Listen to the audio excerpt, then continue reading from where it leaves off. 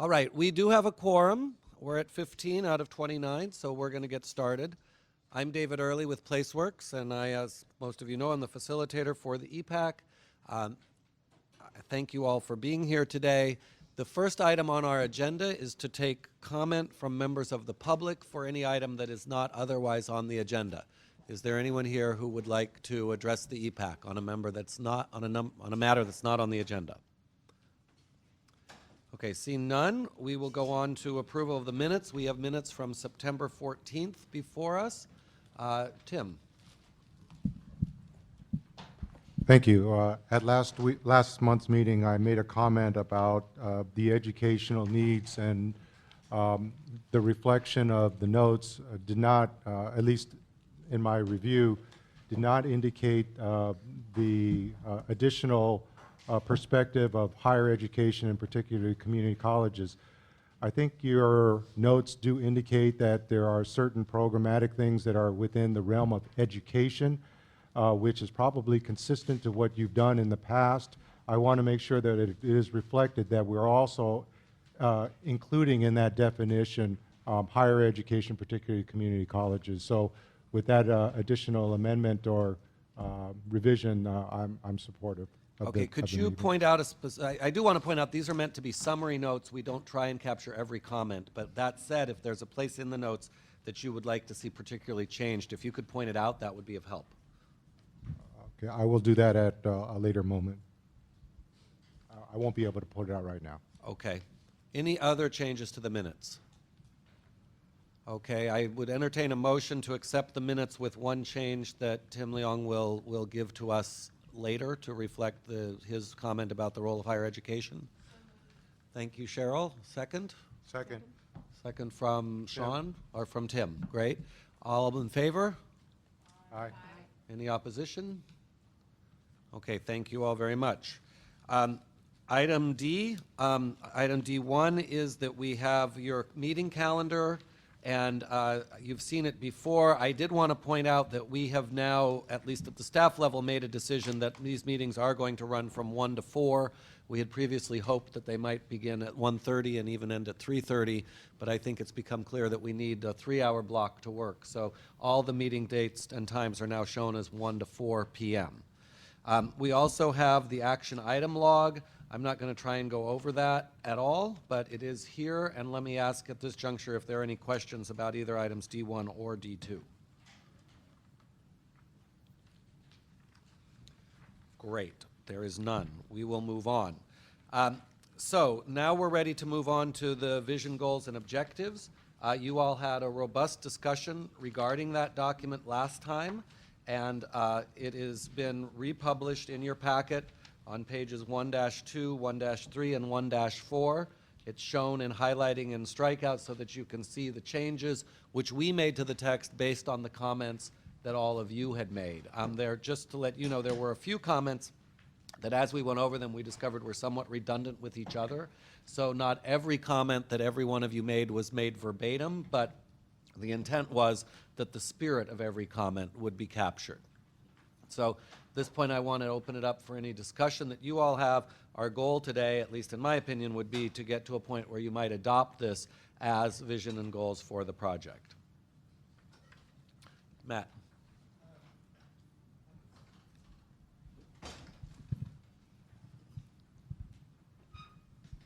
Thank you. I wasn't here last meeting, and but I do have a letter I'm passing out now. Which has to do with the goals and vision. It's about the county-wide transportation plan.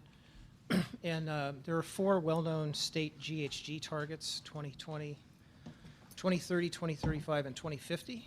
And the Sierra Club would like to have the county plan try to hit those targets, which means that the tax expenditure plan needs to help the county-wide plan hit those targets. And I don't need to say any more. I'll just leave the letter with everyone here. Thank you. All right. Peter. I'd just like to support that. You need a microphone. I'd just like to support Matt's remarks. I had seen Matt's letter earlier and was working with the goals and vision, and it struck me that they needed to be brought together, and the Sierra Club letter needed to be on our record, since our effort is so parallel to the transportation plan. So I very much endorse significant, prominent inclusion of the material that Matt has just raised. All right, so let me ask, are one or both of you or someone else making a suggestion for a specific change to the text of the vision and goals? I would think so. I will do it if Matt doesn't want to do it, but probably best he would work with you on the text. Okay. Is that, I mean, maybe others should comment. My sense is that you all had a very detailed discussion last time, and my hope is that this document is relatively close to being adoptable, actionable, and if it is, I think it's appropriate that you all make specific line item suggestions at this time. Maybe we can hear from others on that subject. Yes, Cheryl. Yeah, I feel it's important to Microphone.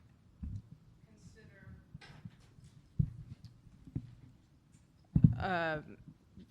I would support figuring out how to include these in the vision and goals, the Sierra Club point, specific goals that were in line with Governor Brown's directive. Yeah, so I might point out that Goal 4 and also Goal 15 both do talk about reductions in greenhouse gases. So are you all suggesting a further change to one or both of those items? Debbie? Can it say just to reflect the numbers here? I mean, do you need to get specific in the vision and goals? Can you make reference to this document is my question. You all are in charge and you can do whatever you like. Oh, well, in that case.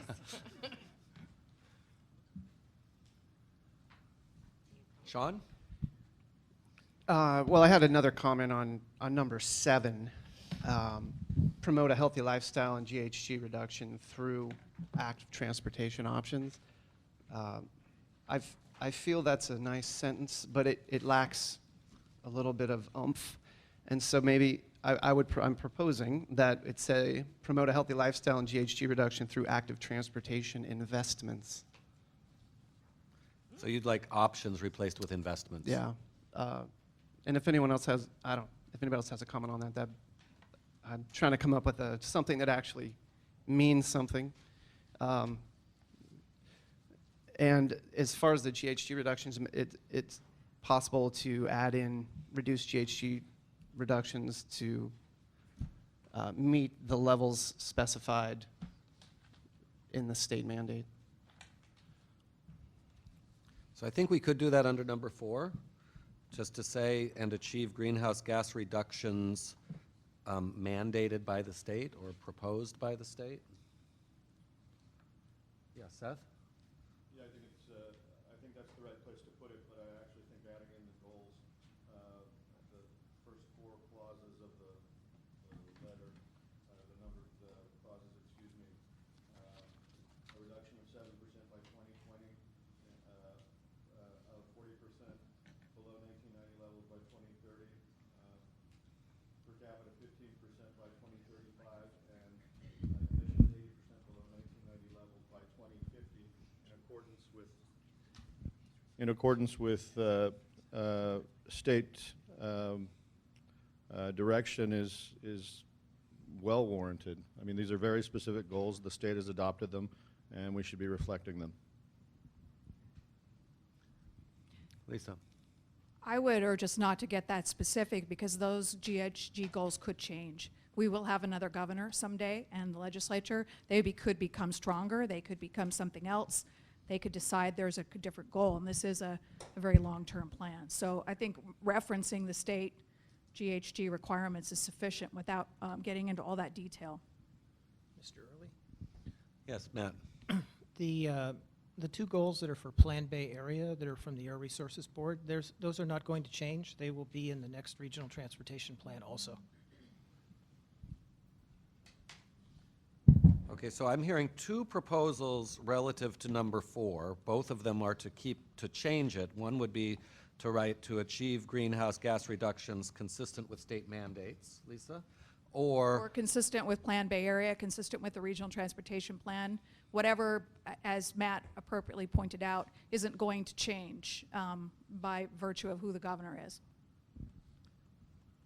Okay, so I'm going to make your proposal be that it says consistent with Plan Bay Area, comma, the RTP and state mandates. And then the second proposal is that instead of doing that, we add, I think, what would be a clause in parentheses that would reference the four targets that are in the letter from the Sierra Club. We could take a quick vote on those two options, choose one of them, and then move forward with the rest of it. Would that be acceptable? Is there any discussion about those two options? Well, I think we all understand that the targets for greenhouse reductions aren't going to get lower. They're not going to get smaller. They may get more serious and larger. So referencing the actual numbers shows that we've got a serious intent to try and make dramatic reductions. We have to. Okay, any other comment, Debbie? Well, I was going to ask a similar question to what he just stated in terms of, would we expect that they would be greater than this in the future, perhaps? So do you want to limit it by, I don't know. I mean, I would say we want to err on whatever side allows us to have the greatest positive impact on emissions. So whatever that may be is where I would think we would want to weigh. Other comments on this, Seth? I'm sorry, Sean. It's okay. Can you just add the word current standards into the vision? I mean, it's a vision statement, right? So it's going to be kind of, you know, I'm sort of erring on the side of not being so specific just so we don't pigeonhole ourselves, but I think I'd support whatever the group decided either way. Okay. All right, so I think there's the two proposals on the floor, and we could vote on them. Is that people ready for that? Okay, so I'm going to just repeat them. The first option proposed by Lisa would say consistent with Plan Bay Area, the RTP, and state mandates. The second option is in a set of parentheses or in a single pair of parentheses to put the four numbers 2020, 7%, 2030, 40%, and so on. Final discussion. Peter? After this vote on this, do we have an opportunity to raise third possibility? No, not for this. If you would like a third possibility for this, I think you should raise it now. If you will have an opportunity to raise additional items for the text, but I think here, this addition to number 4, if you have a third option, we should put it on the table now. Well, I guess then I would suggest we do want to be specific in the vision statement. The vision statement tends to suffer from lack of specificity. On the other hand, listing 4 figures may be a little too much. Perhaps we'd give Matt the occasion to select one of the actual numbers to go in rather than all 4. So Peter's making a proposal, Matt, that you would make a proposal that we would have one number out of 4. Would you like to propose that? I'm comfortable with the two you've got. See, just to go with The 7 and the 40. No. Oh. I'm comfortable with the two that you've already outlined. Oh, okay, so we're going to leave the 2 options only. Kristen, did you want to make a third option? No, I wanted to ask Matt if he were comfortable with either option because this is his letter and that's Right. the point of this Right. conversation, Okay. so. So we're going to keep the 2 options as they are. I think we're ready for the question. So, and this is not a final vote on the goals. I mean, we'll still work on them, but just on this, so how many would like to add to number 4 the clause consistent with Plan Bay Area, the RTP, and state mandates? Bearing in mind we could vote for both. I guess you could vote, well, no. Okay, if you want to vote for both, then I guess they have to be 2 yes/no questions. So we'll do it that way. So yes or no, how many want to add consistent with state mandate, with Plan Bay Area, the RTP, and state mandates? How many are in favor of that? Yes? With rose hands, please. 1, 2, 3, 4, 5, 6, 7, 8. Yeah, clear majority. How many opposed? Maybe a couple abstentions. Okay, so we will definitely add that. Now we have the question, how many want to also add the 4 numerical quantities? How many would like to do that? Yes? 1, 2, 3, 4, 5. And how many would not like to do that? 1, 2, 3, 4, 5, 6, 7, 8, 9, 10, so that fails. So pending any other changes, we will only make the first addition. So I have two changes noted, just for the record. They have that addition that we just made, and then we have changing number 7 from options to investments. Are there other changes that people want to suggest? Catherine? Yeah, I just want to point out that through the document, there's a discussion of growth management, and I just want to note that there's two sides to growth management. One is what happens on the infill side, and the other is what happens on the other side of the line. And so, for instance, in the first paragraph, I would suggest that number 3 say growth management and resource protection, so that we encompass in that concept that not only the growth management, but we call out resource protection as another goal. And I would think that that would also follow through in number 10. I notice it says contribute to a robust economy and healthy environment by including projects and programs that help create permanent quality jobs. That is 1/2 of that robust economy and healthy environment. So I would recommend that in addition to help creating permanent quality jobs, support open space, habitat, and agricultural land protection. Okay, I got your first change. So on number 10, as your second change, you would like it to say, just to add to the end after the words Contra Costa?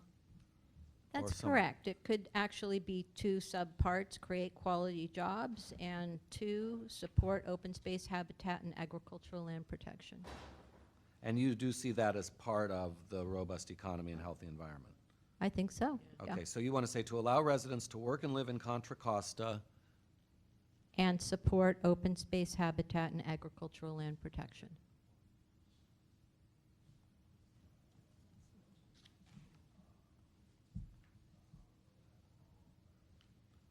My final comment is that I wasn't sure what the word constrained meant in number 19. As I understand it, the term constrained means that the TEP itself and the CTP also have financial constraints on them. We can't build every kind of transportation improvement or program that we might hope for, and we have to constrain them financially. And I think that is a term of art that's recognized by most people. So I don't know that we need to define it. So let me just ask, I just sort of flew by on the change of options to investments under number 7. Catherine's now made 2 other suggested changes. Are all those generally acceptable? So this is, Rita, you're going to speak to Catherine's proposed changes, please. Actually, isn't what she's proposing about agricultural and open space, that's kind of mentioned in number 4. Yes, it is, but I think Catherine's point is she would like it mentioned in 10 also. We could do a quick vote if others have concerns about adding it to number 10. Would people like to vote on that or just make it a change? Please.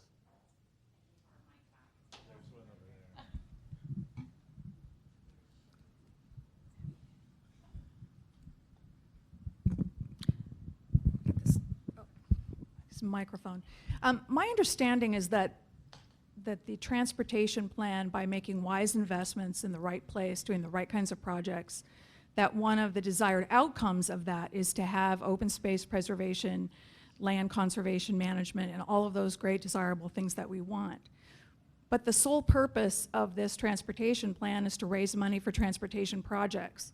And so I would ask for a little more definition about what support means in terms of ag and open space preservation, because clearly if we do this plan right, we will have open space and ag preservation as an outgrowth of doing this properly. So I'm a little confused about why we want to put in a lot of extra language about supporting these other types of goals when that's supposed to be the point of doing this in the first place, is I guess what I'm trying to say. So I do hear you at least expressing a concern about that addition to number 10, so maybe we can have a quick discussion about it, and then we'll do a straw vote as to whether to include that addition or not. So the proposed addition is at the end of number 10, after the words Contra Costa, to add the clause, "and support open space, habitat, and agricultural protection." Is there further discussion about that? All right, then can we call the question? We'll do a yes/no vote. How many would like to add that clause? 1, 2, 3, 4, 5. And how many would not add that clause? 1, 2, 3, 4, 5. That is a tie. I guess in the case of a tie, we don't do it, I think. So I think that, as the chair, I'm going to interpret a tie to mean we don't do it, and I'm going to ask if people want to vote again, since only 10 of the 15 or 16 of you voted. No, the guy have a mic. Thank you. I think if we, again, we want to try to reach consensus if possible. If we have to do a formal vote, it has to be a majority of the members present. Oh, so we'd actually need We would need 8 over. votes out of, no, there's more than, how many of you are there? 1, 2, 3, 4, 5, 6, 7, 8, 9, 10, 11, 12, 13, 14, 15, 16, 17, 18, 19. So there's 19 here, so we would have needed 10 votes to do that, according to our parliamentarian. And by definition, the rest of you at the term Abstained. Abstained. So let's do that vote again, because you all might not have realized how we would interpret the vote. So we're looking for 10 out of 19 in order to make this addition. How many would like to make the addition? 1, 2, 3, 4, 5. And how many are not voting to make the addition? 1, 2, 3, 4, 5, 6, 7. But we're still at 5 to 7, and we didn't get to 10, so we will not make the addition. Now, we had the other addition that Catherine suggested, that up at the very top in the paragraph that begins with the word strive, at the end of number 3, it says growth management. We would add there and resource protection. That I heard no comment about. Is that all right? Okay. Any other changes? Debbie? So, on number 8, I wanted to, after transportation, insert the word options so that it reads enhance safe access to schools and provide accessible, inclusive transportation options for people of all abilities. I think if you think about people who don't have barriers to transportation physically, cognitively, or developmentally, we all have options. And I want to make sure that the same is true for those who don't. Is that all right with everyone? Yes. I don't think that's on. Should be on the top, on the side. There's a button, I believe. Can I just ask a clarifying question around that? So does that mean accessible, inclusive transportation for all people for people of all abilities, specifically to schools? Are we talking about access to schools, or is that segmented out? I mean, are those saying two different things? It's two different populations as I read it. So safe access to schools is one part, and then the second part is provide accessible, inclusive transportation options for people of all abilities. And I think we're referring specifically there to people who have barriers to regular transportation, regular fixed route transportation, cars, planes, trains, automobiles, whatever. Then I would suggest that we separate those two, because I think it waters both down by putting them together. And my other comment was if we could bulk up the first piece of that to say enhance through infrastructure improvement and education programs safe access to schools, or safe access to schools through infrastructure improvement and education programs. And then I would suggest that we end it there, and then we create a new number 9, which would be provide accessible, inclusive transportation options for people of all abilities. Because to me it reads provide inclusive options for people of all abilities when it refers to access to schools specifically, and I don't think that's the intent. All right. So between those two comments, we have 3 changes on the floor. The first is to change the word transportation to add the word inclusive transportation options for people of all abilities. Is there anyone who has discussion about that one? Okay, so we'll include that. Then we have the desire to make this into two separate items, one about schools and the second beginning with the capital P, provide. Is that okay with everyone? And the third is to take the old number 8 and add to it. It will say enhance safe access to schools and add through infrastructure improvements and educational programs. Now, it strikes me that there may be other ways to provide more access to school. So I'm not sure, Terry, why you want to limit it there, but it's your proposal. I mean, bus passes, for instance, I don't know that they're either an infrastructure improvement or an educational program. But I guess the proposal is, do you want to keep the proposal as you've made it?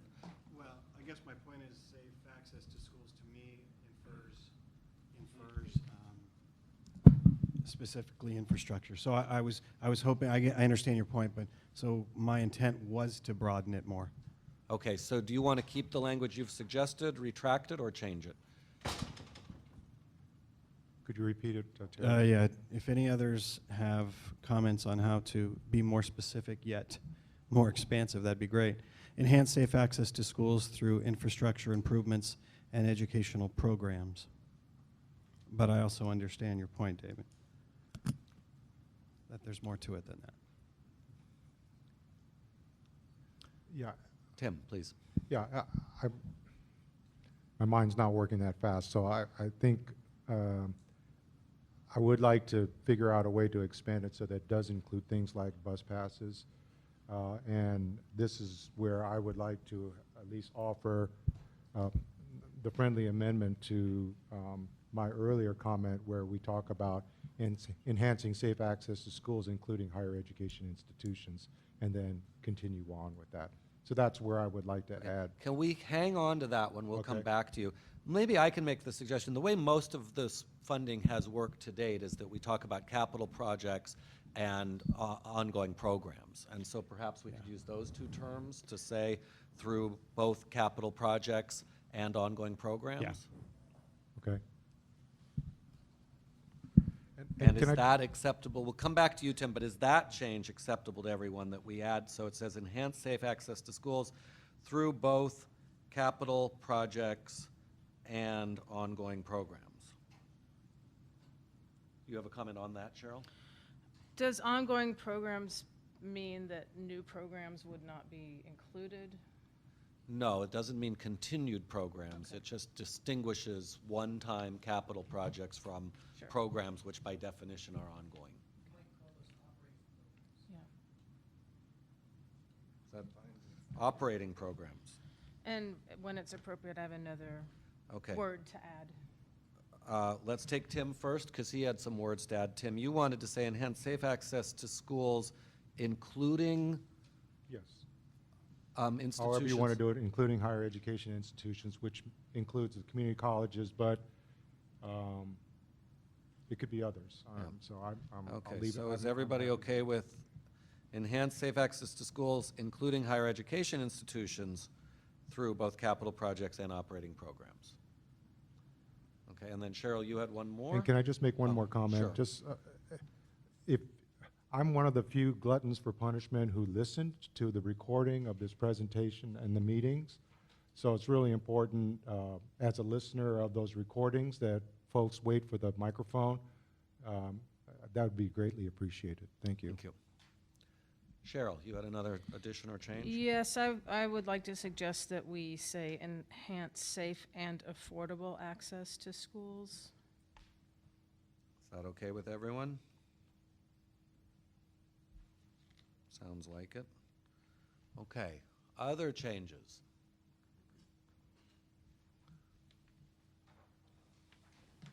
All right, if there are none, I'm going to summarize the changes that I think we've made and then ask if there's a motion to adopt this.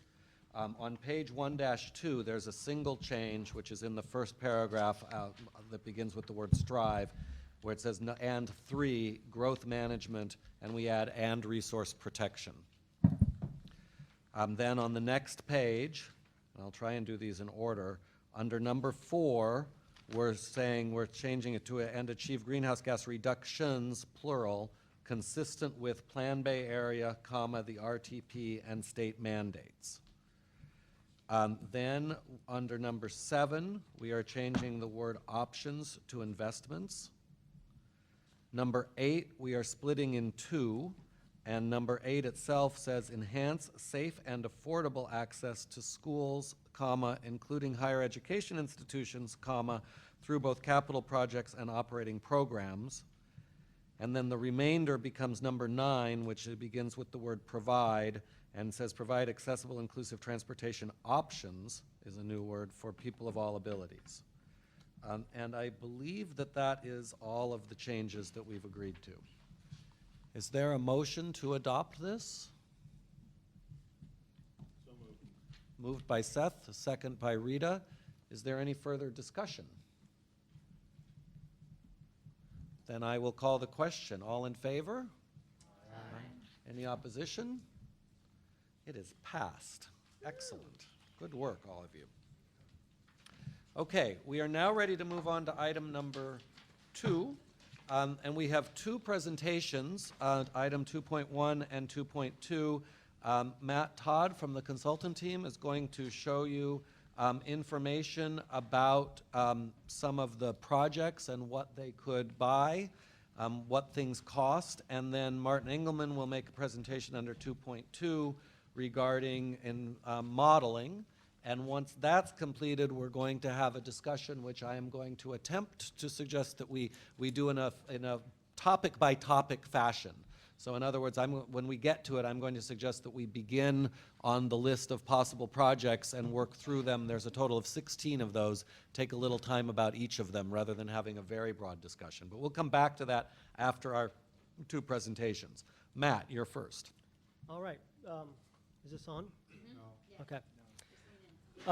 We are talking about item 2.1 here, and this was through the discussion at the last meeting. There was a request for some more information, some background information on some existing things happening out there in the transportation world today. So in front of you, I think I did put one in front of every chair. There is a set of tables that provide a lot of good information. These are the tables down in the lower right-hand corner. They note that they have 21 pages. The front page says 1 of 21. So this is really, I think, more than reading through, you can read through this whole thing, but it is a good reference document as well. It has a lot of, gives you a point of reference for when we're talking about investments into different types of projects and programs, kind of what those dollars can get you. So first, the one point I want to make is all the dollars here are in millions of dollars on this table.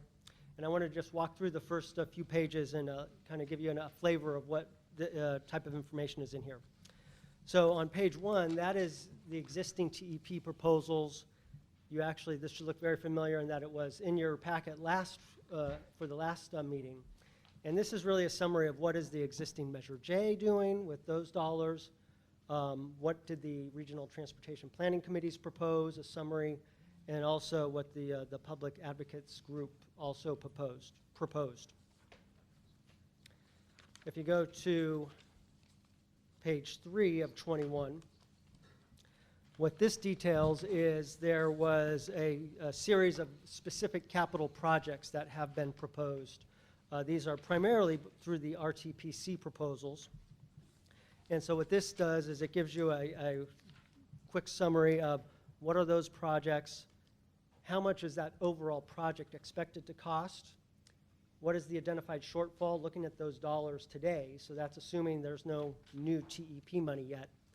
And then if the Regional Transportation Planning Committees proposed any money towards that project, it also identifies that number.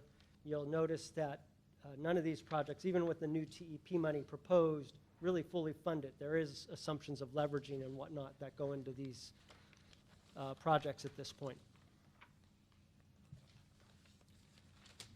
Going to the next table, which starts on page 5 of 21, what this provides is a summary of, I'll say in general, the programs that exist today, many of them in Measure J. So it does give you a kind of a ballpark of what does, if you put $1 million into transit, what does that get you? Get you so many hours of service or so many buses on the road for a year. We also have some information in here about some of for our existing transit operators, what their annual budget is, what their annual ridership is, so you can work with those numbers and get a good idea of what those, adding dollars to those agencies gets you. Also, same numbers for paratransit, or same information for paratransit. Those programs we also have ferry programs proposed, so there's some information about proposed ferry services through a CCTA study information. And also the other types of programs like the Safe Routes or the Safe Transportation for Children programs. There is some summary information about what those programs are doing today, whether it's the bus passes or providing school bus type services. And then bike and ped, some general numbers about how much money it takes to build, say, a mile of bike or pedestrian facilities, capital projects. Going to the next set of tables, which starts on page 9 of 21. This is also similar information to what you've seen before in your last packet. We asked each of the transit operators to provide some level of, if you wanted to provide 15-minute headways on key corridors in their systems, and there was a memo in your prior packet. Well, this really turns it into a table format. It's consistent. It's more similar to, you can compare those numbers with what an annual operation cost is for those transit agencies. And you can also compare it with what the RTPCs proposed for these different transit operators or for transit in the county. So it just is another way to see it in a tabular format, kind of a one-page summary. And then on page 11 of 21, similar, the local streets and roads summary that were provided by the city and county engineers group. Same information they provided in a consistent table, so you can compare what that proposal is, and their proposal is to maintain the streets in the current level they are now, and how that compares with the investment in their TEP proposal. If you go beyond this, these are their attachments are some of the source documents where we got that information for the transit operators and the local streets and roads funds. And really, I say this is a reference tool in that as you're walking through projects or talking about different programs, you can refer to those programs here and get an idea of kind of, if you're talking about $1 million or $10 million, how that compares with what's out there now and what they're doing with that money. Thank you, Matt. I know this is a lot of information to digest, and we're not suggesting that you will digest it now. However, we can spend some time right now, 5-10 minutes if it's appropriate, to answer any questions. Matt can answer any questions you all may have. When we get further into the discussion today, we are also anticipating going through each of these modes or programs or projects line by line, and at that time, if you had further questions from this packet about, say, something about BART or something about bus passes, we can try and answer those at that time also. But so let me ask now if there are questions, just to sort of get your feet wet. I don't want to take as much time as I'm sure it will take to really digest all this, but let's take a little while just to answer basic questions. Debbie and then Tim.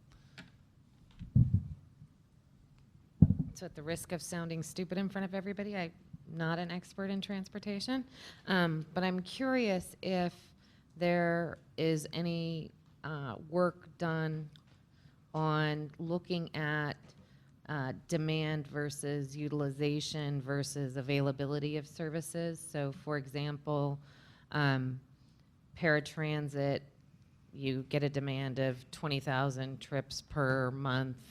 On fixed route, you have X amount of trips, but you have 80 seats vacant at each trip, or utilization versus demand versus what's available kind of studies. And I don't know if that's a reasonable Matt, are there question such even. studies, or Ross?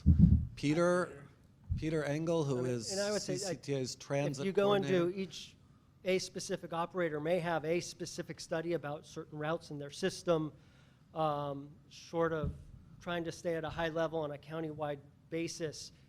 We weren't able to dig down into that level, and that these really are higher levels of information in this summary. Not to say that if there was a specific route or a specific service, that there isn't more information available. Peter? Yeah, so most of the transit operators, I know County Connection for sure, AC Transit, they have automated passenger counters, they have AVL systems, so they can tell you what their load factor is on any particular route at certain times of day. To do their whole system all the time would be somewhat difficult, but on a route by route basis, or if there's specific information, you know, the transit operators could certainly come up with that information based on planning data that they keep. Thank you. Yeah, I was just kind of wondering if we plan our spending based on need or projected need or any reality-based numbers, or is it just sort of status quo? I guess that's what I was getting at, is how are we deciding how we're funding various aspects? But thank you. Okay. Tim, did you have another question? Actually, just a comment. Since this is the first time we're taking a look at this, I'd just like to make sure that the advisory committee gets it electronically as opposed to just paper. We can send that out electronically, yes. Thank you. Any other questions about this handout? Okay, then we're going to move on to item 2.2. Martin Engelman has a handout and a presentation. Yes, it's right there. Where is it?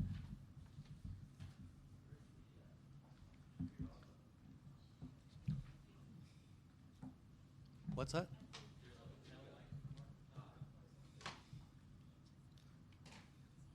You get the lapel mic.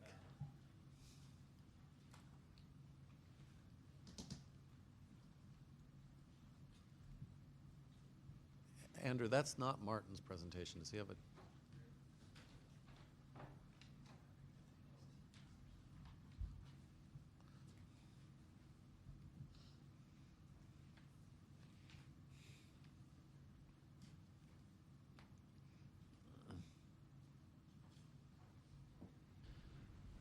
So I was planning to do a little bit of walking around, and if this is on, you can hear me now, right? Yep. Okay, good. Great. Good afternoon, everybody. I'm Martin Engelman. I'm Deputy Executive Director for Planning at the Contra Costa Transportation Authority, and I'm here today to share with you some preliminary high-level modeling results on the 3 investment options that we presented to you at the last meeting. And some of you may know I am a modeler at heart, and I've taken a very keen interest in travel demand forecasting since I started here back in 1990. And back then, in 1990, our forecast year was 2010. So we've gotten to see how good are our forecasts.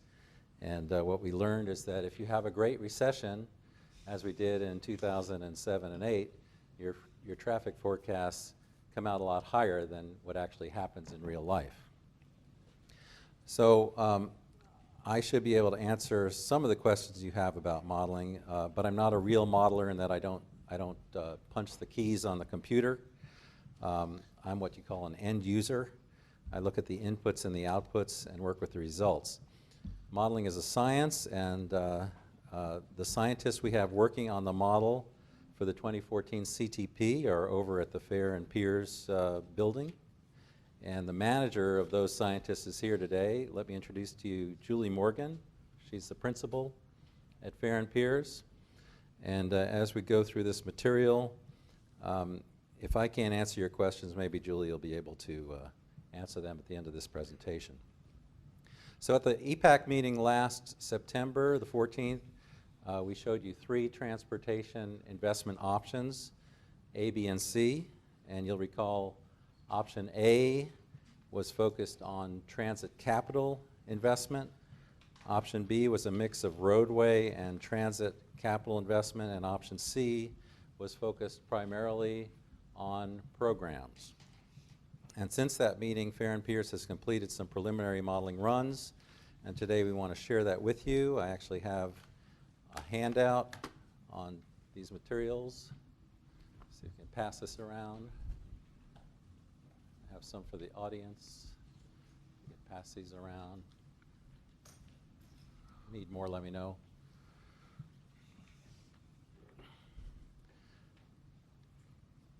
So what I'm handing out are some very high-level preliminary results. And what we show you today may change between now and January 2016 when we issue the draft subsequent environmental impact report.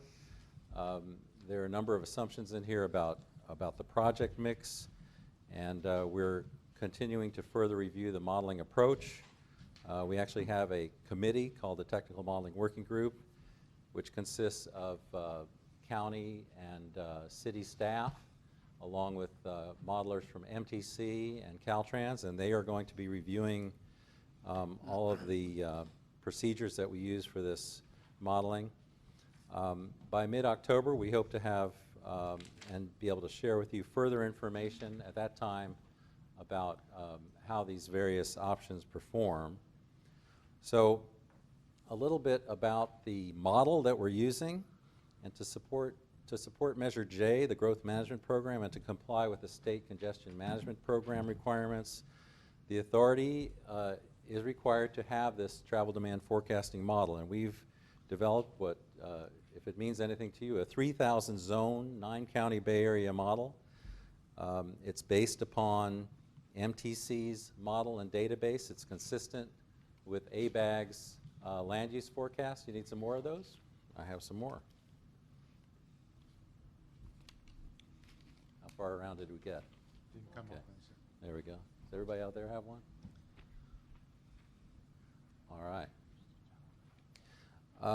And this model was last updated in 2013 to be consistent with Plan Bay Area. So the travel forecasting model we're using reflects the sustainable community strategies as defined in MTC's adopted 2013 Regional Transportation Plan. The forecast year we're using is 2040. We're going out 25 years. The baseline is 2013, so it's based on existing conditions. So what do we mean by high-level results? These are the results that are shown in this diagram, and we're really talking about the numbers, the global numbers that the model can output: vehicles miles traveled, vehicle hours of delay. We can get readouts on freeway speeds, arterial speeds, and then we can learn about the mode share. What is the percentage of people that are driving, taking transit, and then the active modes, which refer to bicycles and pedestrian. We can also get an output for the total transit ridership number, and we've shown that on this diagram as well. So I want to talk about which way the needle moves on these things. Can everybody still hear me? I hope so. Okay. So we started with a base. This is the Regional Transportation Plan. This is a $3.4 billion investment in roadways and HOVs and transit. And this is everything that is in MTC's RTP. We use this as kind of the baseline in 2040.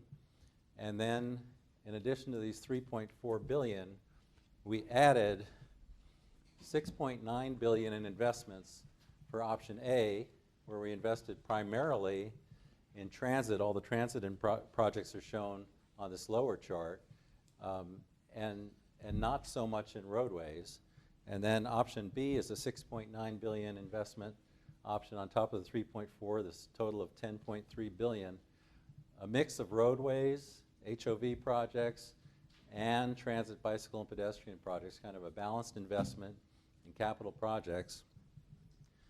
And then we have over here option C, which is a very close replica of what the public advocates have suggested we use as an investment in programs. And I will tell you right off the bat that this travel demand forecasting model is very good at seeing changes to the roadway network. It's also pretty good at seeing changes to the transit network. It's a little more difficult for us to model programs. For example, how are you going to model a program that reduces displacement in priority development areas? That's one of the programs that are here. And so we might not see that today in our model results, but we'll see it further down the road as we do more refined analysis. So just going to this chart here, which all of you should have, hopefully, we're trying to tell you which way does the needle move in terms of vehicle miles traveled, vehicle hours of delay. Do they go up or down for the various options? And so if we look first at vehicle miles traveled per capita, vehicle hours traveled per capita, vehicle hours of delay, when we invest in a lot of capital money into transit, we see a reduction in all three of these first items under option A. When we do a mix of roadway and transit projects together, there is no discernible change in vehicle miles traveled per capita. It doesn't reduce it compared to the RTP, but it does reduce hours traveled and delay. And then for option C, we don't see any discernible change from the model in vehicle miles traveled or vehicle hours traveled, but we do see a reduction in vehicle hours of delay. In terms of freeway speeds, kind of an obvious result. If you invest a lot in roadways, under option B, freeway speeds increase. That's supposedly a good thing. That means less congestion. Steadier running cars at a higher speed also results in more reduction in emissions.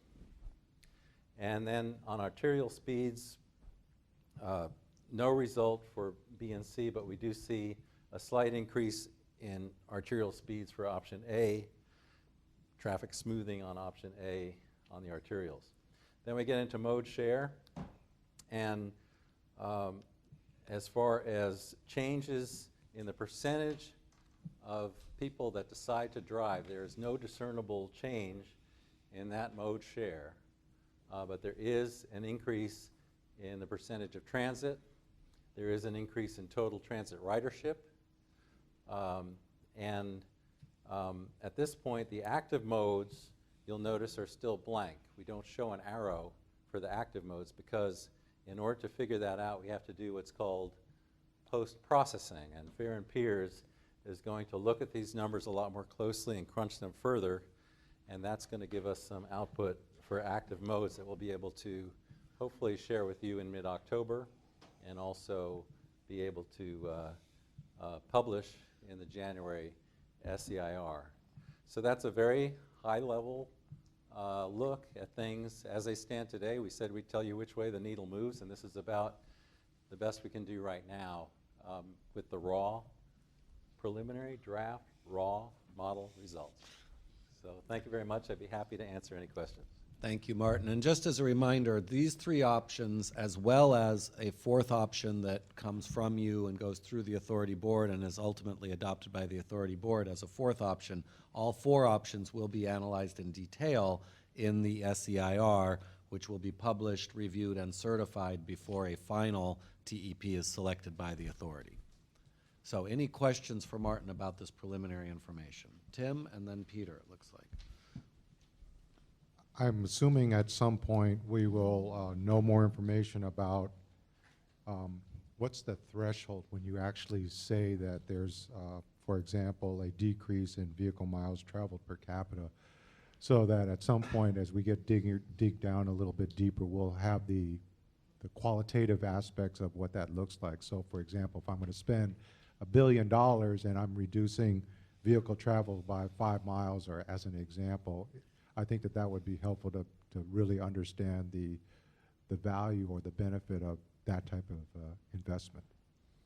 Yeah, I could just speak to that briefly. What we've tried to do here is discern between model noise. There are always variations in the numbers when they come out and actual changes in the output. And we can give you, we're actually going to develop a little paper on this that we should be able to bring to our technical coordinating committee in October that will give you that information. Peter? Am I assuming correctly that the amount of money spent on each of these options is the same? That's correct. Each of these options, A, B, and C, are a $10.3 billion transportation investment. Fair enough. So that's apple, and we're comparing apples. Yeah. And the detailed allocations of those or at least the line items were handed out last time at your That's previous correct. meeting. Yeah. One other question, Peter? Right, echoing Tim's perhaps a little bit, there's the question not only of the direction of the movement of the needle, but the depth, the amount, the volume of the movement of the needle. And that's really necessary, particularly to get away from a general psychology, which I call General Motors of the 1970s. General Motors was under pressure to reform, under pressure from foreign automobile manufacturers, but they went along for decades making basic reforms which were right in their direction, but insignificant in their depth, in their level of commitment. And so it's very important to know not just the direction of the needle, but the difference. Yeah, and I would just comment that since you have essentially a fairly built-out Bay Area and a lot of significant transportation investments already in the ground, and since we're really not at this point modeling any major new roadways, with the exception of option B, I would say, with SR 239. We're not seeing any really big changes in each of these options compared to the RTP. So these are fairly small, and I would call them on the margin. All right, any other questions before we move on to your discussion of TAP options? Sean? Can you remind me where I can find the details of what type of model you're using if I want to get more into, if this is an activity-based model versus traditional? Yeah, we have on our website a lot of information about our model. It's in our technical procedures, which give an outline of our model. We have a documentation of the most recent update to the model, and we have a user manual for those who really want to push the buttons. We'd be happy to, if you'd like us to present to you a compendium of those documents, we'd be happy to give those to you so you don't have to go hunting around the web for them. And also, as I mentioned earlier, we are going to put together a paper on all of the specific assumptions that Fair and Peers is making in modeling each of these alternatives. Matt? Martin, your handout here, how does that match up with the goals that we voted on a little while ago? For instance, freeway speeds are on yours. Are they in the goals of this group? I would have to ask No, the goals that David we've to do passed. a quick analysis of that. I haven't had a chance to look at that. This was done somewhat independently. The goals, for instance, don't include a goal about freeway speed per se. They do talk about efficiency of the roadway network. So I think you could argue it's consistent in that way. And I think Martin made the point initially also that this analysis really looks only at traffic modelable outcomes. So it doesn't look at issues like displacement. I mean, you might make a conclusion about greenhouse gas reduction, but it's not explicitly modeled. It doesn't look at safe access to schools or any, there's a large number of goals that you've articulated in the goal statement that are not something that you model in a transportation model, so they're not here. Any other questions? I do want to try and move us into your discussion about the expenditure plan, so as soon as we're ready, we'll go there. Are there other questions for Martin about this document? Yes, Mike. Here you go.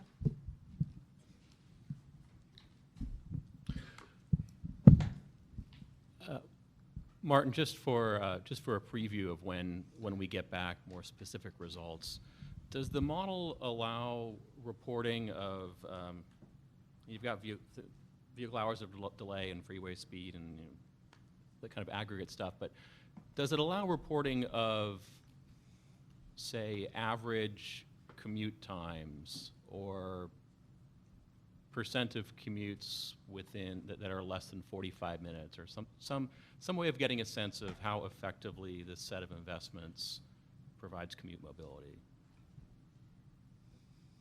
Yes. The answer, well, yes. Apparently, Okay, the thank you. answer is yes, and we can give you, we can get output from the model to that effect. But I'll defer to Julie Morgan. To your question specifically, the model is able to distinguish between certain types of trips, specifically mentioned commute trips. So it is possible to break out information about commute trips specifically, and also by mode. So, for example, travel time from certain geographic areas within the county by transit versus by automobile might be of interest. Yeah, I'm sure that's not, others would be interested in other specific data points, but that's when I'll be particularly curious about when you get to the next round of results reporting. Sean. I know we need to move on. While you're there, Julie, hi. I'm also curious, one of the traditional weaknesses in models has been the non-motorized active modes being represented, and I'm assuming we'll get information on your assumptions with that and how you use that data along this whole process right now. Certainly, yeah. As Martin said, it's blank right now. We don't have a great deal of information about that right now, but that will be part of what comes back to you. Okay, any other items before we go on? Yes, Seth.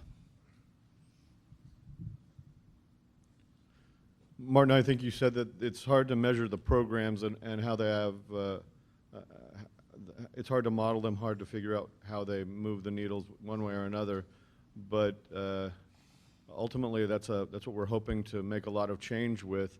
So how do we get the kind of modeling that shows us whether programs are effective, or even sort of cross-program or cross-mode sorts of modeling, so that if transit ridership goes up, it affects freeways and congestion, how do those kinds of things get figured out? So I'll just give you an example of what we're grappling with here.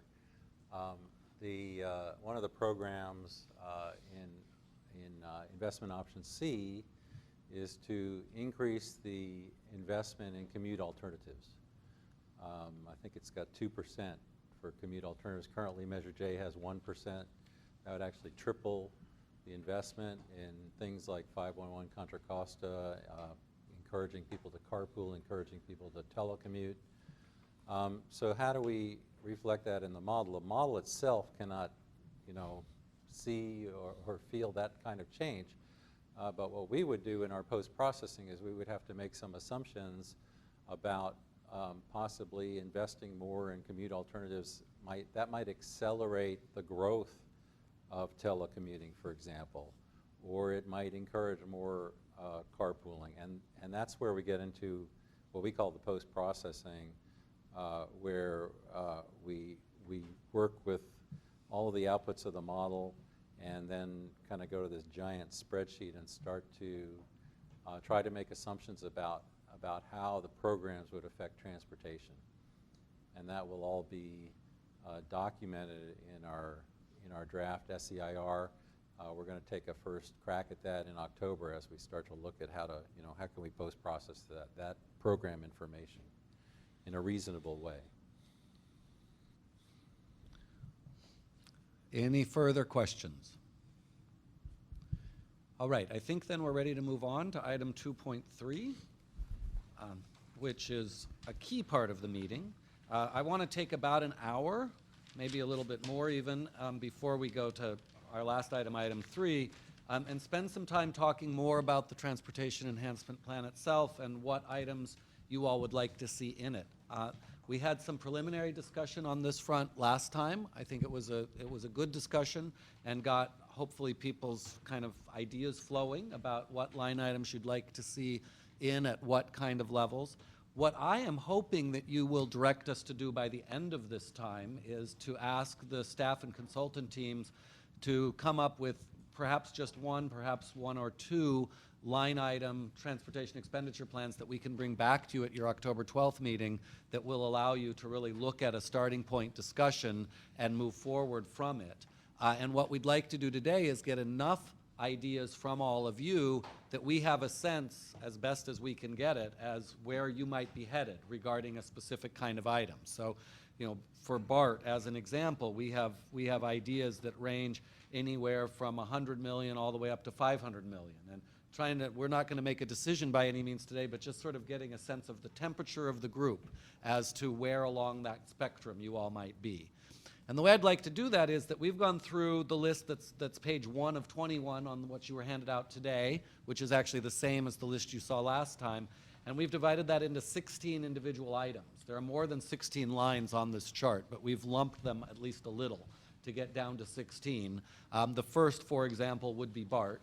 And what I'd like to do is ask Ross to give about 30 seconds to remind you of what that item is and what sort of the range of options that are on the table look like, and then to take about 4 minutes per item and hear a couple, 3, 5 people talk about their ideas about that item. With luck, that will give us enough indication to take some notes. Lots of people in the back are taking notes, and to use that as the basis for creating one or a couple alternatives that we bring back to you next time. I'm hopeful that it can actually be one that you can then use as a starting point for discussion, and then you would then discuss on both October 12th and October 26th. I'll ask you at the end if that way of proceeding is okay. For now, I just want to ask, is this an okay way to start? That we'll begin with BART, Ross will give us a brief introduction to the item, and then we'll take some minutes to talk about it, and then we'll move on from there to the Capitol Corridor and so forth. Is that acceptable? Are we talking about something specifically that was in the packet? Yes, the table we're going to be talking about is the table that's page 1 of 21 that was handed out today, and that's identical to the table that was the very last page of the packet in your September 14th packet. It was the very last page. I don't remember its number, but it was the very last page of the September 14th packet. Okay. All right, so hearing no objections, I'll turn it over to Ross to remind us about the BART levels of interest. All right, yeah, thank you. So, yeah, have your packet handy. So I know you didn't get a chance to review it earlier. I think you'll get a good review as we walk through this exercise. So BART is the first item. So if you look in your packet, page 13 of 21, this is a summary of the presentation that Grace Kruniken made here a couple of meetings ago. So there's basically 3 buckets that have been identified either by BART or by the regional planning committees for BART investments. First item on BART's list is $529 million, and that's for new cars. And to remind you, this is over and above the existing BART fleet. So the existing fleet is being modernized. That's fully funded. So this would be a request for our measure to include 100 new cars to add on top of the fleet. Just a side note on that, Grace also talked about a possible BART bond measure, and their, I guess, bonding laws do not allow them to buy rolling stock, so that's why this specific request is here. The next 2 items came out of the regional committees. The second item is $123 million for BART parking, access, station improvements, et cetera. The final item, $80 million, is to extend BART further into East County, specifically to Brentwood. Those last 2 items could be part of our measure, and if BART goes to the ballot, could potentially be funded out of BART's measure. Okay. And Ross, I just want to add, the page 1 of 21 shows that the 3 sources we have for information to date actually have those numbers significantly lower. The current Measure J has 9.6% for BART, which would be $192 million. The public advocates suggest $163 million, and the RTPC suggested a total of $180 million, just to give you a frame of reference relative to that request from BART itself. So with that said, I want to hear from all of you. I'm not going to try and take notes on the charts just because it has me running around a lot, but again, I want to assure you that I see 5 different people taking notes facing me, so we have lots of note-taking going on. Thoughts about BART? Cheryl and then Mike. Thanks. I have a question, because on page 3 of 21, there's some numbers that look similar to what's on 13 of 21, but then there's these 365 for EBART, the project cost and shortfall, and then the BART parking is also 365. So I'm just trying to figure out how these two relate to each other. You want to answer that? Or shall I? I can try. So, yeah, so the, for the first one, the EBART extension from the future terminus in Antioch out to Brentwood, these are very preliminary numbers. That entire project would cost $365. So what this is saying is if we put $80 million in, we'd have to find a way to leverage another $280 million to make that happen. Just as a point of reference for the EBART extension from Pittsburgh to Antioch, that's a $540 million project, and Measure J had, if I remember right, 130 in. So that was, we funded that at about a 25%, and we're able to leverage the rest of the project. The second line here, that's just, again, it's kind of a total need, the 365, and at least coming from the regional committees, they were not suggesting that we fund the entire amount, so that we'd have to go through a prioritization effort to figure out how we'd use partial funding for that. And I just want to underscore this point about everything on this page, this two-page table on pages 3 and 4 of 21. In no case has the RTPC suggested that 100% of the shortfall be funded. And that's because CCTA has a very strong track record of leveraging Measure J or measure funds to create a larger pool of funds for a project. So you'll see that the shortfall is one set of numbers, and the RTPC TEP submittals is a different number, and that number is always significantly smaller because of the presumption and the history of having been able to leverage that expenditure money to make a much larger amount of money coming from other sources. We had Mike next. So this is an extremely important line item to the Bay Area Council and regional employers, probably a top 3 item.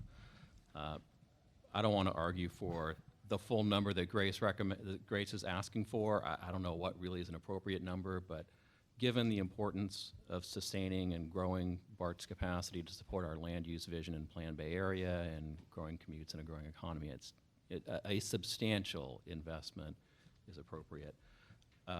You know, my inclination would be to say that the rolling stock is the most important place to invest the money, given that BART needs that money to complement its bond funds and other rolling stock investment money.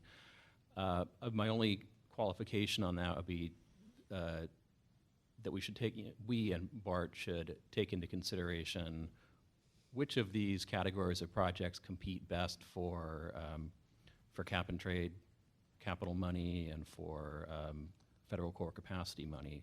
It may be that rolling stock best goes to a different source, and the expenditure plan should support something else. Thank you. Kristen.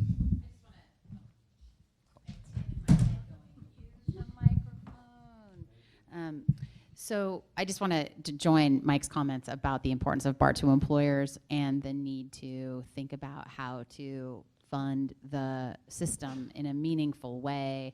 We're hearing a lot from our members about the need to expand that access, and I question the viability of a ballot measure that doesn't result in improvements for commutes on BART for Contra Costa voters and Contra Costa residents.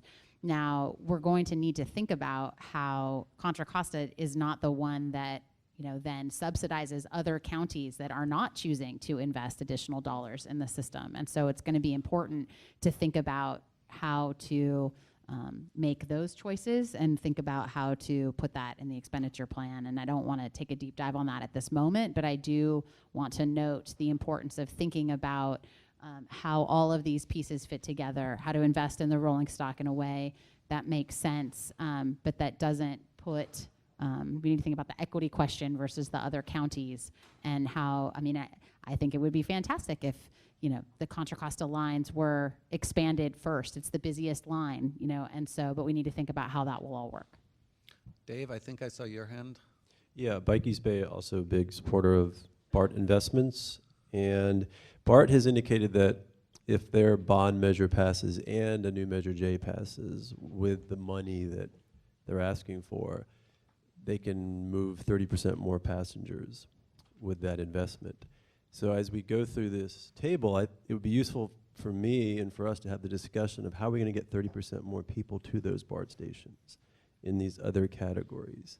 And so I'm just making this comment here because it's really a BART comment, but it relates to the other categories. 30% more. If we fund BART at less than what they're asking for, it's probably going to be less than 30% increase in passengers, and we need to weigh in that when we try to figure out how many people are going to take shuttles or walk and bike, et cetera. Okay. So we have Lisa next, and I want to note, so far on this one, we've heard pretty consistent support for a robust level of support. I think it would be especially good if there are other points of view, and we do have 16 of these items to look at, so I'm going to try and move us along as quickly as we're ready. So Lisa? I'll be very quick. I just want to echo what Mike and Kristen said, and I'm in full agreement with them. Great. Matt, and then Cheryl, and then Debbie, and then we're going to go on. No, I was just trying to get your attention. Oh, okay. I don't recall the BART general manager asking for money for BART Brentwood when she was here. For eBART? I think that's possibly true. Hisham might know that in detail. Is the eBART proposal only from the RTPCs, or did BART make it as well?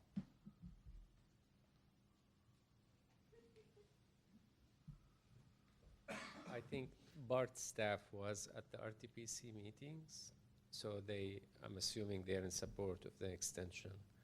But the request initially was for 120 million, and it was reduced. BART staff said they would do with 80 million, assuming So higher even if leverage. Grace didn't speak about it here, subsequently her staff did put an $80 million line item into a request that came to CCTA staff. That's right. And at least one other board members have been out East County. Thank you. All right, I was going to suggest that we take Cheryl and then end this particular item so we can get to the other 15, but it's up to all of you. Cheryl. Thank you. So we support some from labor. We need to have some more conversations. There is a current situation at BART where capital improvements are digging into operations funding. So we want to look at these to make sure that this isn't going to exacerbate that situation. So we support capital investments that will stop the operations budget from being gutted. So we need to look at that a little bit more. Peter, Sean, you all can talk as much as you want, but we're not going to get all 15 items done. Peter and then Sean. Very brief question. Is the eBART extension to the east, is that before us in any way? Are we to advise on doing that or not doing that? I think it's very possible that the measure would just say X amount of money for BART. I think if you all want to opine about eBART being extended to Brentwood or not, you can. I'm going to suggest you not do that today, and that we save that for a future discussion if we have more time. Sean? I just want to comment that, is this thing on? Yes. That if there's going to be two measures that involve BART on the same year, that we need to think seriously about how those are presented. Because if people are looking at one and choosing between BART and another, I feel like it might be a Measure J killer. And so when we're talking about rolling stock, things like that, you know, I support what Dave Campbell said about getting people to the stations. I'm not entirely sure how rolling stock is going to just stay in one county. You know, if we're all just, if the cars are going to be labeled, this is only Contra Costa, we're not going to go to Alameda, you know, it seems a little ridiculous, but I just want to caution the group to be careful about how we move forward with two measures on the same. And there, just to remind all of you, there is polling going to happen about that very question, and CCTA and BART are both quite concerned about it. So that is on people's radar. I'm going to suggest, if we can, that we move on to the Capital Corridor, line item 2. Ross. Yeah, okay, so Capital Corridor, that came in from the RTPCs. We may actually want to think about two, what I call intercity rail lines. So there's a Capital Corridor that runs from just east of Sacramento to San Jose through our county. And then there's the San Joaquin corridor as well that runs from Bakersfield to Oakland. So while this only talks about Capitol Corridor, you may want to think about both of those. On the Capitol, well, a potential stop for both services would be at Hercules. Hercules is trying to develop an intermodal center and a new stop for both of those services. We have existing stops on the Capitol Corridor at Martinez and at Richmond. Both of those have received substantial investments out of Measure C and Measure J. And then in addition to those stops, the San Joaquin Corridor stops in Antioch. And there is talk potentially about trying to add a stop at Oakley. So this line item historically has been for station improvements, but it could be station improvements, it could be other investments to improve travel time. That's all on the table. And this is one where both the public advocates and the RTPC suggested 0.5%, which is $11.7 million. Comments about this item?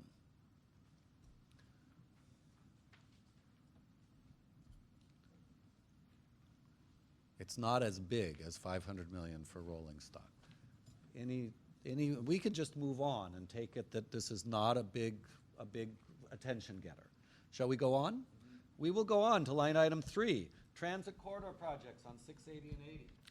So many of you are probably aware CCTA and WICTAC, West County Region, have studies underway, and to some extent this gets to Dave's comment.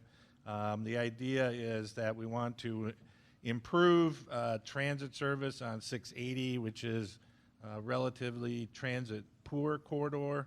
So we're looking at options on 680, and that would have a focus of employment centers along the corridor and connecting with both Walnut Creek and Dublin BART stations. The study on 80 is to look at modes and other options to better serve BART, whether that's a BART extension, bus rapid transit, or augmentation of existing transit options. So both of these are related to BART and or cross-based services from different parts of the county. All right, comments about these. Kristen will be first. First, with respect to the 680 corridor project, we need to see sufficient funding included in the measure to implement the recommendation of CCTA's 680 corridor study. Given the results of CCTA's polling as well as public input through the authority's public outreach process, the amount of money allocated to the project should be significant, maybe 10% of the total revenue. This project has the potential of being a marquee project like the Caldecott was for Measure J in 2004. And David, since we're taking both the 680 and 80 comments at the same time, again, consistently with, as consistent with the comments I just made about 680, we need to see sufficient funding included in the measure to implement the recommendation of West County's 80 corridor study. As with the 680 project, a project in this corridor could be a marquee project for West County like the Caldecott was for Measure J in 2004. The East Bay Leadership Council put in public comment last December before the 680 corridor was taken, was approved. We think it's really important that this be a politically and financially viable option, and making sure that there's sufficient revenue committed to this in the new measure is an important step in that direction. And Kristen, just so I be sure our notes are complete, you suggested 10% of the total just for 680. Yes. And then an additional sum for 80. Yes. Other comments? Mike?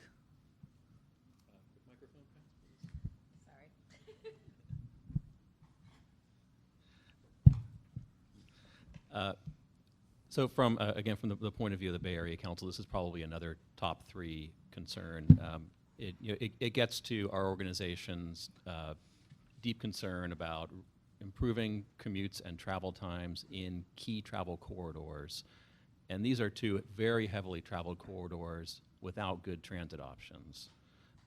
So developing transit options, both necessary infrastructure as well as services, and leveraging technology in these corridors are extremely important to the business community and to the role of transportation in supporting our economy. Other comments on the transit projects in the 680 and 80 corridors? Debbie?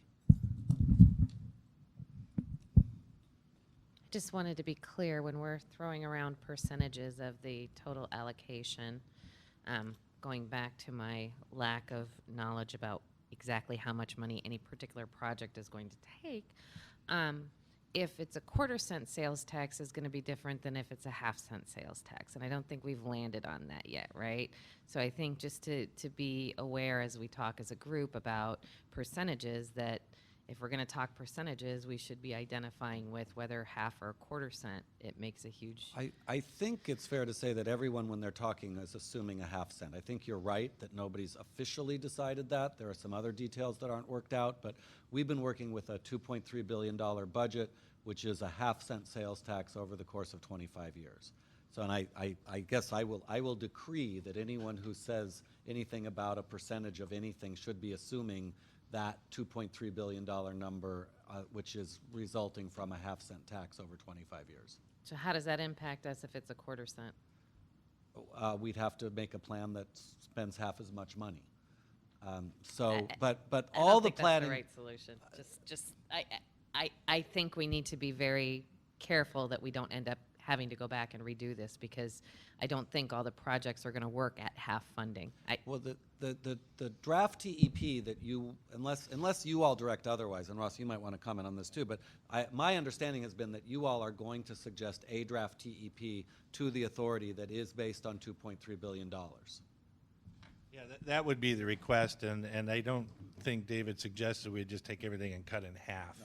We'd have to come back and reprioritize based on the dollars that would be available.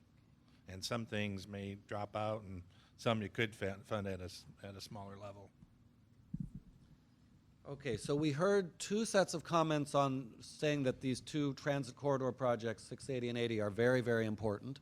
I want to know if there are additional comments either in that same direction or at other points. Tim? As a traveler on 680, I can attest to the congestion that's on there. My question is related to more, I guess, a regional perspective. 680 goes all the way down through Alameda County, and if Alameda County, does Alameda County have plans in the works to do something similar, or are we just going to clear it for Contra Costa County and then they bottleneck once they cross the county line? Yeah, that's a great question. So the study limits for the project really are all the way from Benicia Bridge down to 84 in Fremont. So it is, the corridor extends well into Alameda. On your comment, Alameda is also working on an environmental phase to add HOV lanes or carpool lanes on 680 south of the county line. Right now, the carpool lanes end at the county line, and they're looking at extending those. And then, as you may be aware, in their existing Measure BB, there's significant funding for transit operations. Okay. Any further comments before we go on 680 and 80 transit projects? Okay, we're going to go on. Now, we've done 3, and I hope you tracked along on page 1. We're going to jump a little just so you know what's happening. I said we combined these items to get to 16. We don't think we need to talk about the Caldecott Tunnel because it's done. We don't think we need to talk about the I-80 carpool lane as extension because that's underway or done, and nobody has suggested new funding for that. So I want to move to interchange improvements, and I'd like to combine, for the purpose of discussion, the next line item on this chart, which is the I-680 242 SR4 interchange improvements, together with 3 sets that are 2 lines down, SR24 interchange improvements, which is particularly 1 interchange in Orinda, I-680 and 4 interchange, and the I-80 interchange improvements along the I-80 corridor. So those are the only 4 line items on this chart that have to do with freeway interchanges, and I'd like to, for the sake of expediency, I'd like to get your general comments about freeway interchanges. Ross will give us a few words on those, and then I want to hear from you all about freeway interchange improvements. Yeah, very few words. Some of the locations are listed on pages 3 and 4. Page 3 at the bottom, it has Highway 24, 680, 242, and on the following page, there's 80. So what we have here, our highway infrastructure is fairly mature, meaning there's not a lot to add. Much of it was built in the 60s and sometimes maybe 60s and 70s. So a lot of the interchanges don't function very well. So these are a set of interchanges that are being proposed out of various studies along the corridors, and in some cases, local studies that also improve local circulation. So, and if you look on pages 3 and 4, you'll see a summary of that, and I didn't add the numbers together. There's about 5% or so of the total measure being recommended by the RTPCs for these 2 buckets of funding. Yeah, it's actually for the 4 categories, it's actually about 10%, about $240 million, and that's recommended by the RTPCs. It's interesting to note that the public advocates suggested 0 for any of these interchanges. So, comments on this? Kristen? David, I definitely want to respect your process. And so, I mean, I have a comment to make just about thinking about the Mount Diablo loop as a region. And so if this needs to be specifically limited to interchanges, I can hold my comments. But I want to, weigh in that there are 4 legs that can comprise the loop around Mount Diablo to connect residents with job centers. I would like to do this in this order if we could. So we're going to do interchanges. We will come next When to does that- East County. Okay. So if you could comment on the 4 sets of interchanges that are here, and then I think that's maybe 3 sides of your loop around Mount Diablo, and we'll come to the 4th side on the east side next. And if there's anything that's missing at the end, we can add that. Yeah, as well. absolutely. Lisa? With respect to interchanges, 0% is absolutely unacceptable. For any of us who drive around this county, there are interchanges that need pretty big improvements. I drive the 684 interchange a lot, and I'm telling you, I'll date myself, it's an e-ticket ride. So we would definitely want to see some percentage, what the right percentage is. Leave that up to discussion, but we definitely need to have some of these funds dedicated to that. If we expect to get the Contra Costans to vote for this, most people who vote in favor of sales tax measures are people who are driving, and they're the ones that we need to support this measure. So we have to give something in there for them. Other comments? Debbie? I would echo that, and I also wonder how it's prioritized. Just I don't do the 4, but I do 680 past 4, and there are accidents sometimes daily that occur at that interchange to 4. I don't go on it, but almost daily there's an accident there. And I wonder if priority can be given to those areas which are the least safe to travel. But definitely I would say that there needs to be funding for that, whatever that is. And if I might comment on that, as soon as you were asking the question, I realized this is one of the categories related to your earlier question that is scalable. So a little bit of money can do a little bit, and more money can do more. What I should have talked about in my opening is we have 684 interchange. I've heard comments on that. That's major freeway to freeway interchange.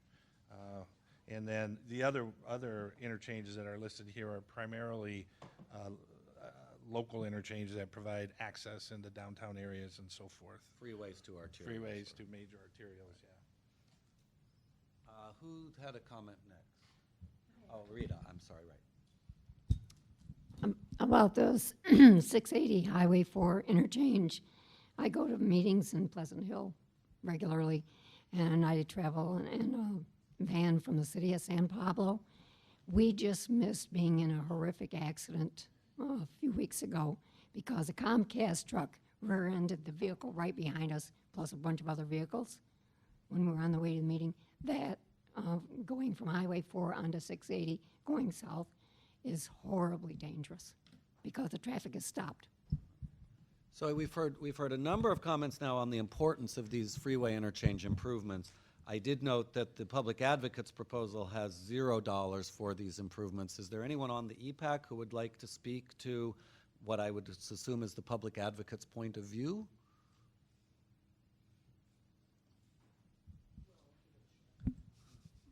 Matt?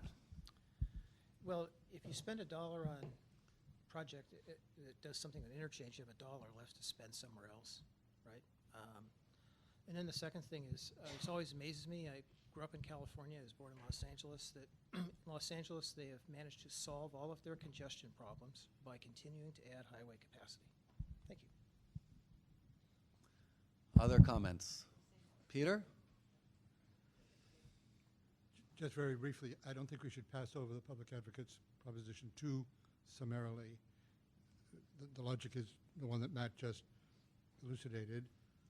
These are already the subject of huge investments, and we're talking about adding further investments to them. We're talking about investing further in the automobile pattern, which as a general thing we're trying to turn away from. I don't think we should be too summary about this. Okay, any other comments regarding the freeway interchanges? Yeah, Seth.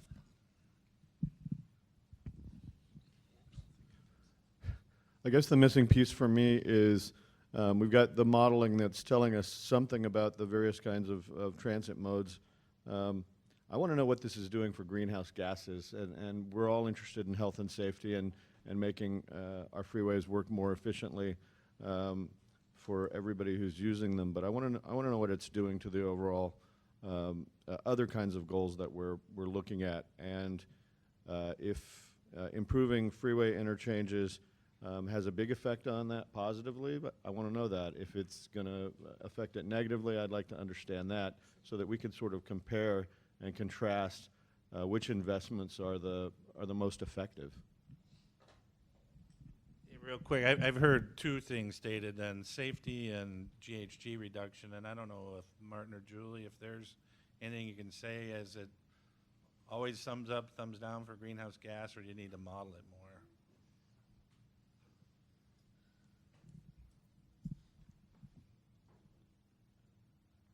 Good afternoon, Martin Engelman again. With regard to greenhouse gas reductions, when we calculate the greenhouse gas output, it is a model. You know, it comes from the model, and generally the model is not sensitive enough to detect changes in the interchanges.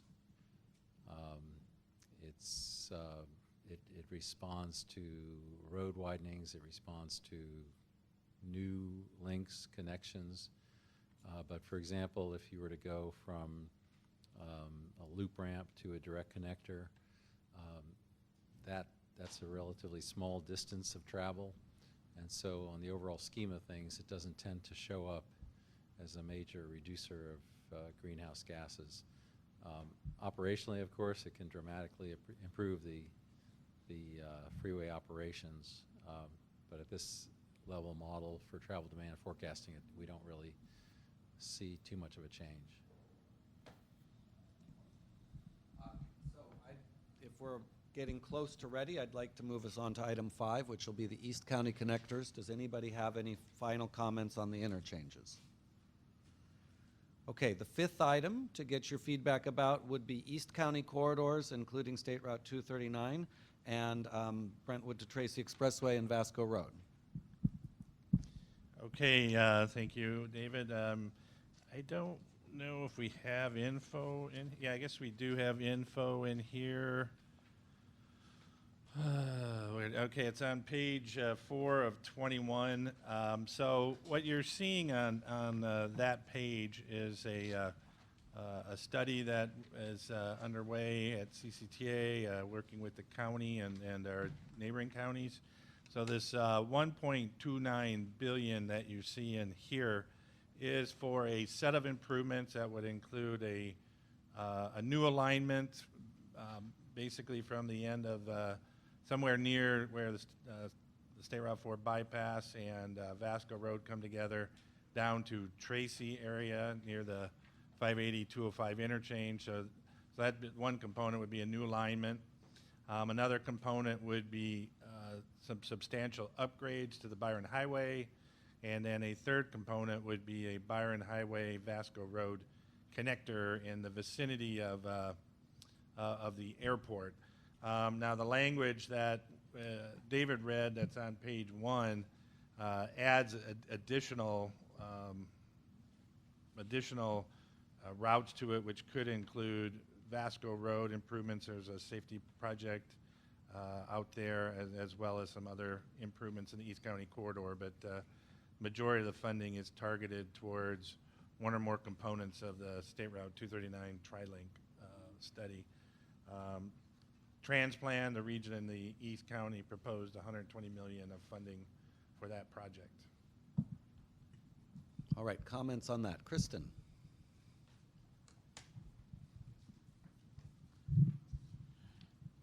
The East Bay Leadership Council has been reviewing issues associated with the development of new connections to the 580 corridor in Alameda and San Joaquin counties. We have heard a presentation from CCTA about their study to evaluate options to connect to 580 near Tracy. While an improved connection to San Joaquin County is certainly important, a more pressing need is to improve the connection to 580 in the Tri-Valley, Livermore, et cetera, such as the Vasco corridor. A 2-lane connection is simply inadequate. The Tri-Valley has an excess of jobs in relationship to housing, and providing more capacity for people to move through the Vasco corridor is critical to the economic future of Eastern Contra Costa. Any measure proposed by CCTA should include sufficient funding to improve the connection between the newly completed State Route 4 bypass and Interstate 580. Some people refer to this as Contra Costa's back door. The measure should not specify which corridor should be selected, Vasco or Byron Highway, but should include measures related to advanced mitigation, such as a contribution to the HCP, as well as access controls to protect against growth inducement beyond the urban limit lines. So in summary, that sounds like support for some set of improvements without specifying that it be for 239, and with specific funding for mitigation as well. Other comments? Matt? I apologize for being snarky with that last comment about Los Angeles, but if you do look at the City of Los Angeles long-term transportation plan passed last month, you'll find that they are done with highway capacity and they're putting their effort into buses and bikes and things like that. But about 239, MTC, I think essentially it's concluded it's either the worst or the second worst performing project in front of them for the RTP, and in the meetings I've been, they've said flat out it's not going in the RTP unless Contra Costa County pays for all of it. So it's kind of a loser when you look at GHGs and sprawl and so forth. Other comments? Dave? Just a general comment about the funding for highways, which I think is at now at 15.4% with the RTPCs, slightly less than that for BART. Just looking at the polling as we're going through these discussions line by line, I think in my opinion it's clear that BART polls better than highway expansion. And that doesn't mean highways get nothing and BART gets everything, but it's certainly not a 50-50 or a 51-49 if you just look at the polling. Other comments? Yep, Seth. Highway 239 is one of those projects where the devil really is in the details, and it's going through a major resource area where a tremendous investment has been made in acquiring resource lands and protecting agriculture, and it can almost become a litmus test if it's a good project or if it's a bad project. I think we all want to see better transit and better access from East County to the Tri-Valley. But how it's done, whether it's on Vasco Road or whether it's done along the Byron Highway corridor, is really important. So it's one of those things that you can punt down the road in some ways, but if it doesn't include major controls in terms of what can happen along the Vasco corridor, or what happens along the Byron corridor, it could be a loser from our point of view. And the alignment that goes between those two areas, between the Byron Highway and Vasco Road, is even worse in terms of its effect on open space and agricultural lands, and would create huge concern for our organization if that was chosen. That said, this is the beginning of a planning process. And what are the priorities for the most important things? The airport connector, everybody can get behind that in some way. But if you're talking about funding for the major segments of TriLink, it's a lot of concern. So how you handle those projects, the actual route that's chosen can result in complete opposition or some sort of moderate support. This is a really important project. We can all get behind BART. We can all get behind transit improvements. Most of us can get behind interchange improvements, but this is one of those most important projects from the environmental group's point of view. If it's okay, I think we'll go on. Sixth item is ICM ATM. Yeah, I think we may have lost a few numbers and letters in this line here. So ICM stands for Integrated Corridor Mobility or Management, depending on who you speak with, and ATM is Active Transportation Management. So what this is a I don't necessarily want to say merging tactics, but these are tactics that are being used many places around the country. A lot of application in Seattle area. So if you drive up in Seattle, you've probably seen some of installation of their ICM and ATM applications. We hope to have I-80 Smart Corridor is what we've termed that now, to be operational by the end of the calendar year or early in 2016. So this is, again, it's really using technology to, number one, alert drivers to avoid accidents. Half of the delay on major freeways are due to delays caused by accidents or other incidents. And then to smooth traffic so that it flows at a higher capacity, often at a lower speed, but you just have more laminar flow on the corridor. So the two targeted areas here would be 680 corridor and the Highway 4 corridor, because Highway 80 is already headed down this path. And just for reference, this is something that was not suggested by the RTPCs, but which the public advocates put in at 6% or $140 million. Does anybody want to speak to this item? Mike?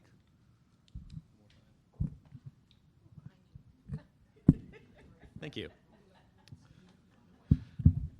So, applying technology more effectively to our transportation system might be the third of the top three. I'm just making this top three up as I go, but I think I've actually, I've Well, hit you're them. only on number 6 out of 16, so be careful. Yeah, I know. I'm gonna have to make it a top 4.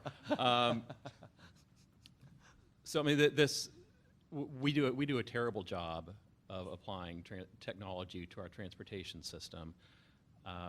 So we absolutely want to see a significant investment in technology. When we think about it, there's a lot more to it than just a line item for ICM, ATM. It's really kind of a change in thinking to technology first, right? Rather than capital construction first. Looking at every traffic system problem and identifying what part of this can we solve with technology before we have to go to a heavy build kind of solution. So ICM and active traffic management are certainly good solutions. They're not really that cutting edge. I guess they're relatively newish applications of very old technology, and we're on the cusp of radically different technology entering the transportation system and our transportation, our vehicles and corridors and such.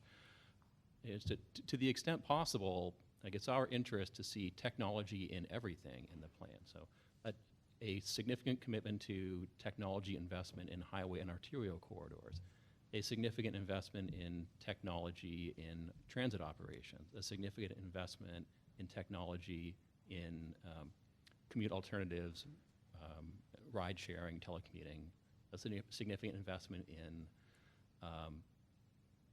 a little bit, I guess electric vehicles, again, is technology, not information technology as such. But so really this can cut across a lot of things, and which is a long way of saying the Bay Area Council will support a significant investment in you know, in this line item, but preferably a much broader and more ambitious approach to it. All right, and I might point out, and also it'll get number 16 off the list. Number 16, the very last item, is technology and innovation, and I think you've sort of spoken to that at the same time. So maybe we can think of these comments as being both about ICM, ATM, and about technology and innovation. Kristen? Microphone? So it sounds like, since again, I'm trying to respect the process that we're on. So I did want to speak earlier about the need for a coherent Mount Diablo loop plan, to be thinking about how do we encourage the most cost-effective way to increase corridor person trips without large capacity increasing projects. You know, I don't believe any of my comments were to, you know, advocate for an approach toward Los Angeles, nor did I advocate for 100% funding of State Route 239. So I want to make sure that we're clear about that. So is it appropriate to comment about that now, the need for a coherent loop plan, David? Sure. Okay. Again, there's 4 legs to comprise the loop around Mount Diablo to connect residents with job centers. So East Route 4, the East Route 4 corridor, the connection between State Route 4 and I-580, the I-580 corridor and the 680 corridor. Plans and improvements are progressing well on the East State Route 4 and the 580 corridors, but plans for the connection, the State Route 4 to 580 connection and the 680 corridor are lacking. Given the interconnected nature of these corridors and the Tri-Valley 2-to-1 jobs housing imbalance, an interconnected plan for these corridors is needed. The plan should emphasize projects along these corridors while acknowledging the need for related improvements within the other 2 corridors. So to echo Mike's comments about the need to use the best technology available and to allow for funding in this plan to support the best technology and how we can be moving forward rather than looking back about how we should approach things. I just want to keep that in mind. The work to produce this plan should be fully funded by a new measure so that it can serve as the basis of leveraging outside fund sources with new measure capital funds. Again, the plan should consider the use of tolling, express lanes, autonomous vehicles, transit such as bus rapid lines, and ITS infrastructure. The plan needs to determine the most cost-effective way to increase corridor person trips without large capacity increasing projects. Okay, thank you. Sean? Back to the technology, if we're giving comments on that line item as well. Yes. You know, we are seeing a lot of the technology being carried forward by the private automobile companies, and I view that as a positive thing. But as we spoke earlier about the modeling efforts, we know that pedestrian and bicycle travel is very poorly tracked and monitored. We currently have about 50+ trail counters in Alameda and Contra Costa County trying to track the trends of non-motorized transportation. And I'm requesting that also be included in these technology innovations, some focus on getting the data that Martin needs for his models. Okay, right. Anything else on ICM, ATM, technology, or innovation? Yes, Lisa. Yeah, I would like to echo what Mike and Kristen both said, with the addition that we should be including in those infrastructure improvements on the interchange improvements, incorporating all of this talk about the technology, because clearly, as Matt said, we don't want to be LA. If we expand the 684 interchange, for example, the physical infrastructure that goes into making that interchange work better would be integrated with the capacity for the automated cars, for the shuttles that get us back and forth from the BART stations. If we have to remember our transit, that's not a mass transit, not a BART, they use those roads too. So if we improve those corridors and those interchanges with technology for people in cars, it also does the same for anyone else who's trying to ride a bus or use Uber, use whatever means that comes down the pike for us. Okay, thank you. Debbie? I'd like to echo all of that, and also just say that technology can also be used for accessible transportation to the extent that we are tracking where usage patterns happen for people with developmental disabilities, cognitive impairment, use of Lyft, independent traveling, so that we can better target smaller electric vehicles to serve people who are ambulatory. And, we can be smarter about the way that we provide accessible transportation by the utilization of technology as well. So not just roads. Anything else on ATM, ICM technology or innovation? Okay, I want to do a time check before we move on. It's just after 3 o'clock. We said we'd end at 4. We also are supposed to talk some about growth management programs and policies today. But I think this is a very useful discussion, and it's critical for our team in order to move us forward, I think, to continue this. So I do want to hear your pleasure. My goal would be to continue on with the remaining 9 items, going from major streets down to anti-displacement programs. I think we can probably get through that by about 3:45 or so, which will leave a little tiny bit of time at the end for a discussion about policy. I don't know if anybody is able to stay till 4:30, or if we want to end sharply at 4. Even if we do have to end sharply at 4, I'd suggest that we do continue with this discussion, take whatever time we have at the very end to talk about policy, and then we'll pick that discussion up again next time, as if necessary. Is that all right if we continue in that way? I see heads nodding. And do people need a break, or can we just continue on? A break would be good. Okay, 5 minutes, and we will reconvene at 3:10.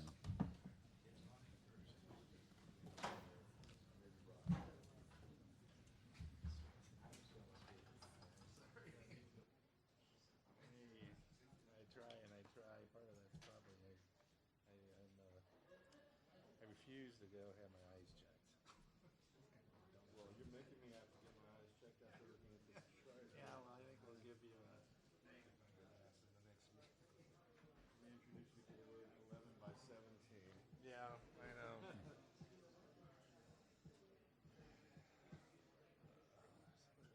Oh, yeah, we gotta get Liz and.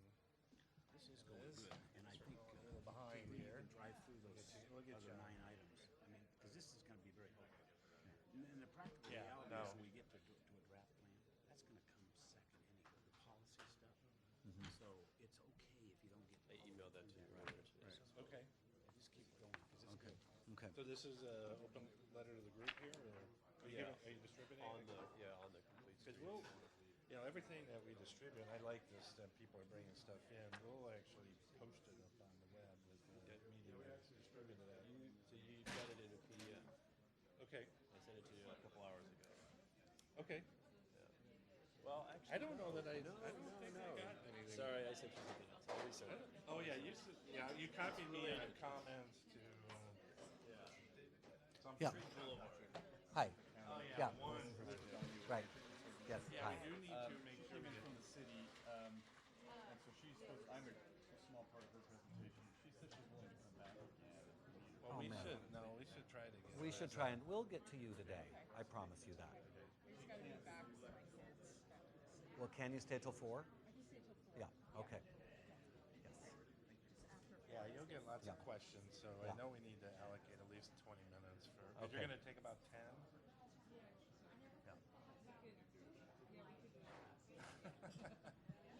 Yeah, there'll be lots of discussion. Yeah.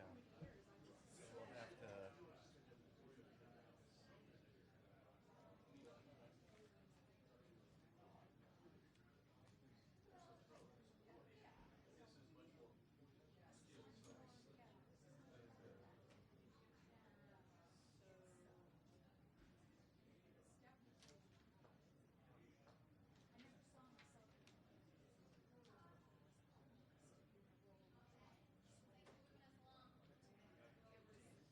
Yeah.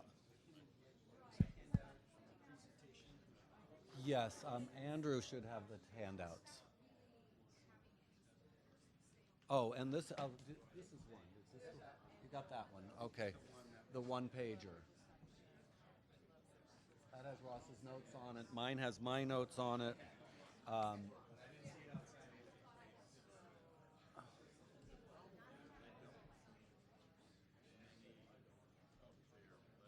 Martin is the person who brought those.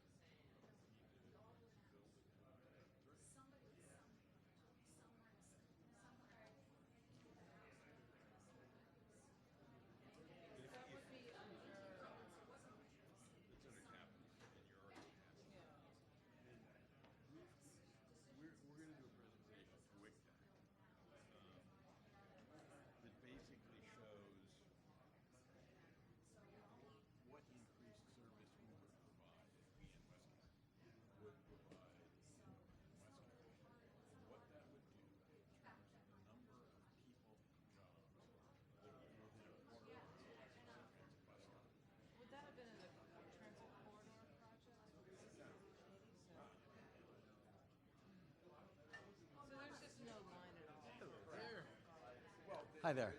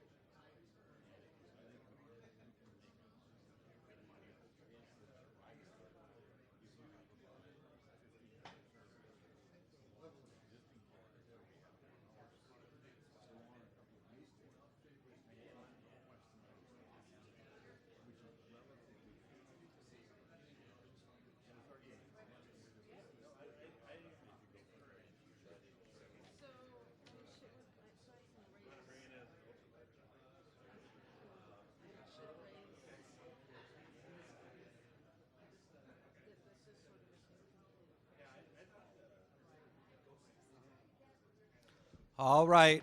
The slave driver would like y'all to come back, please. It's been 7 minutes already. You're so far away over there.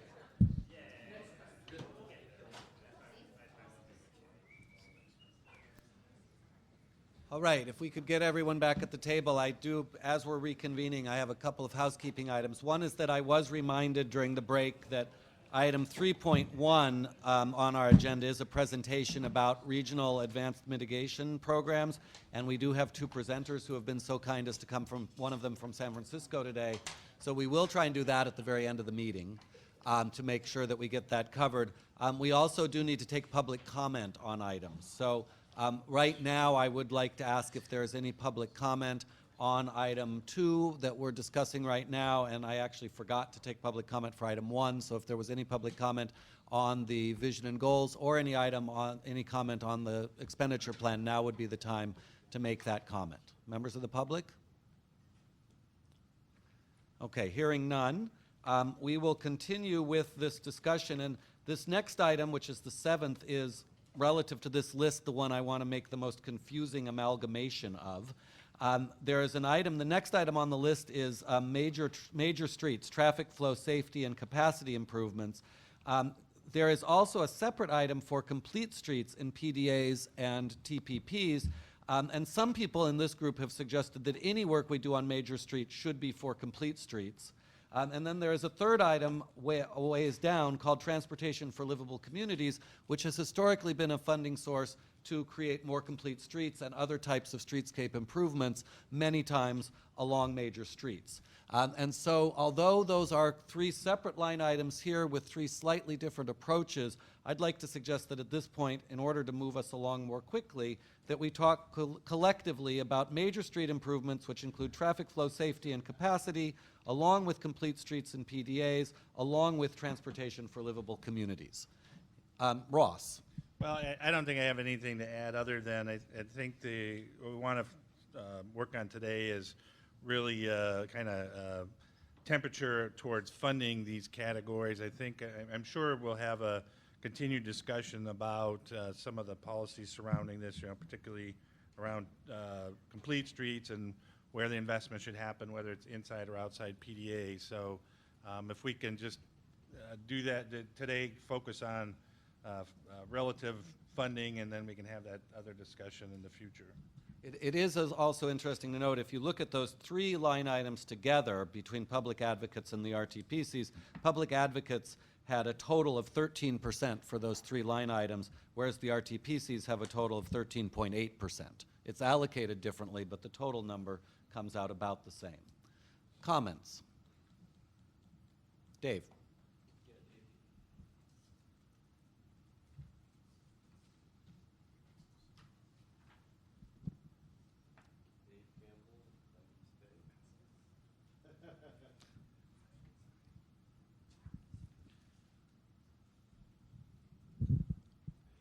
Dave Campbell, Bike East Bay. I handed out a Complete Streets program proposal, which was meant to address the specific row that's called Complete Streets, but I'm happy to have the discussion combined. The reason we've put this together is several people have asked, what is complete streets and what do you mean by that? And so I wanted to put this together to start that discussion and keep it going. So page 1 is a summary. If that's all you want to look at, just look at page 1. What I've included in here as well is what I think is a good example of a complete street project, one that I think is a bad example. And my apologies to Jamar sitting to my right. He's part of the party that is responsible or involved in one of them, but and it's not his fault. But anyway, Treat Boulevard out here in front of the conference is an example of a project that has many deficiencies in it when it comes to a complete street. And then San Pablo Avenue in El Cerrito, I think, is a very good example. And I won't go into them here, but the purpose of this category that we've proposed is to look at major arterials and to get them to work better to move people and not just to move more cars. So the idea, Dave, that you're combining these categories, I think that's conceptually not far off the mark, except for the capacity improvement here. This complete streets by Bike East Bay's definition does not include moving more cars at all. But smoothing the car movement, improving bus service, transit capital improvements on those streets, walking, biking, paratransit, ADA access, absolutely. With the idea being that the improvement you're making gives somebody the option to leave a car at home if they own a car. It's that sort of incentive to make the streets work better.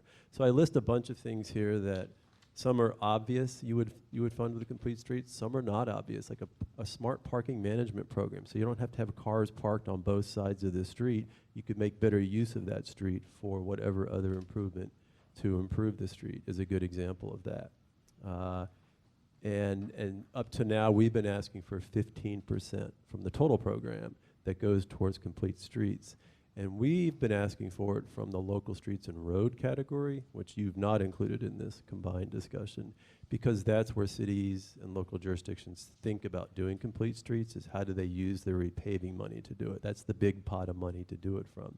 And that's where I think it should come from, so that we continue to train ourselves that when we're repaving streets, striping a white line and calling it a complete street doesn't make it complete, whether that's a crosswalk or a bike lane. So I don't know speak about where it comes from, but I think local streets and roads is a natural part of this. Thank you. Other comments? Yes, Matt. The regional transportation plan the foundation is essentially priority development areas. The idea is to cut down on driving, and it's required that the priority development areas have a complete streets treatment inside them. So I think this is an attempt to put some money into getting that done. Other comments? Sean? It's working. Yeah, I'll support anything that moves people on bikes and by foot, and this connects the system together.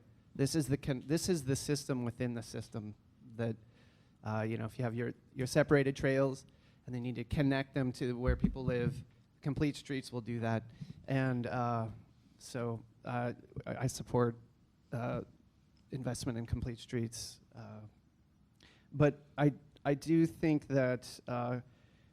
From my experience, complete streets is while the jurisdictions do think about it and when they're repaving their streets, there's so much more than repaving, as Dave mentioned. I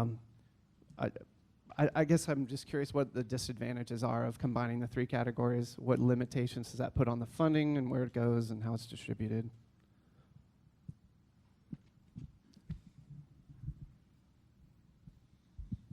Yeah, I think that this category and even the combination of the three categories is so important that I'd actually like to get a better discussion going with more of a history of the development of complete streets, how it's been working, what the opportunities are, so that people will realize that we're not just talking about bikes here. We're talking about making communities more livable. We're making things work more efficiently. We're doing last mile connections to transit stops, all kinds of different things that have a huge impact both on transportation and on how people live. So I'd like a lot of people don't even know what complete streets are.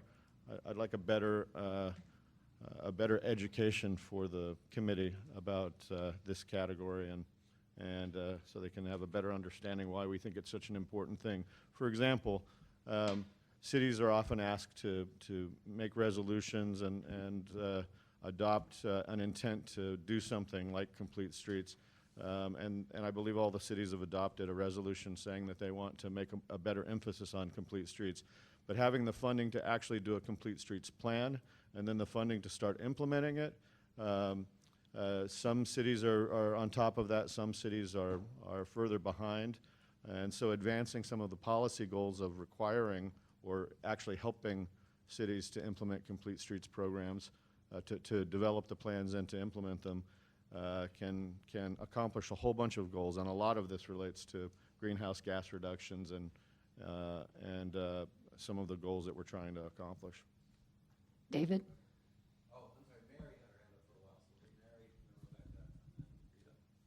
Just want to echo what is being said about, but also complete streets as an equity issue for people who do not have a car as an alternative or a choice. People in wheelchairs, people who use strollers to get their children around. Complete streets is really something that can be a deal breaker for certain families getting certain places. And so, I know personally of people who feel very isolated because there's certain areas in their town they cannot go to because of the lack of ramps and things like that. Okay. Rebecca? So just from a health perspective, complete streets really do encourage people to walk or bike or otherwise use other, their own transportation. And I know that one of our principles at the beginning was around quality of life and healthier communities. So I think complete streets are definitely a piece of that. And Rita? Dave, I don't remember if you mentioned when you first started talking about lane reductions that quite often happen with complete streets, like San Pablo just finished their second complete street project and incorporated lane reductions, which cuts down on the speed of the traffic. Of course, we're trying to get the trucks off of that road that aren't supposed to be on it, and so on. And the people have gone along in the workshops with a lane reduction. Also, the county health department has worked with San Pablo on both projects in the city of Richmond. So it's a very important health thing. All right. I'd like to suggest we move on. Mike, one last comment. I think we've got a pretty strong consensus that this is an important topic here. So if you want to add something, that's great. But, I'm aware of time. You had suggested combining three things into, at least for purposes of discussion. I think, Dave, you suggested keeping that road paving capacity, street operations categories should be separate. It's not obvious to me, though, that what you're proposing for complete streets is really that different from a lot of what gets done under the TLC program. I think these are details we can talk about later, honestly. I am concerned about time, especially with the folks from RAMP here. I want to try and move us along. I would point out, if you look at the projects that the RTPC's described under their major streets category for 12% of the money, many of them are actually called complete street programs. And that information is buried in here on a page which I, of course, can no longer find, but it's, where is that? Page 4 of 21 lists the projects that were listed as part of the major streets projects as opposed to complete streets, but about half of them are called complete streets projects. So I think it just further points out the fact that there is some interrelationships. I think the devil will be in the details once again, as Seth said about the East County roadways. We will have to figure out the right balance between complete streets projects and other capacity increasing projects, but that's perhaps something we can do down the road, so to speak. And I'd like to move on to local streets maintenance, item number 8, which has been variously proposed between 20, 21, and 29.5%. Ross, do you want to speak to that for a moment? Yeah, very quickly. Again, maybe a distinction from the last category, that major streets tend to be the larger arterials. This gets down to either localized improvements on those arterials or even into some of the local roads that really have a hard time getting funded elsewhere. Page 11 of your handout includes a summary of the RTPC proposal, which was roughly 28% of a $2.3 billion proposal, as well as an analysis that was conducted by the county engineer group and MTC, using MTC's payment management model that shows a significant amount of funding needed for just the pavement, and then other non-payment needs include some of the roadside improvements. It includes complete streets improvements, et cetera. So you add that total there, you could fund more than the entire measure out of this program. But really the distinction of the last one is major roads, major arterials. This one is getting into localized improvements on those roads or on local roads.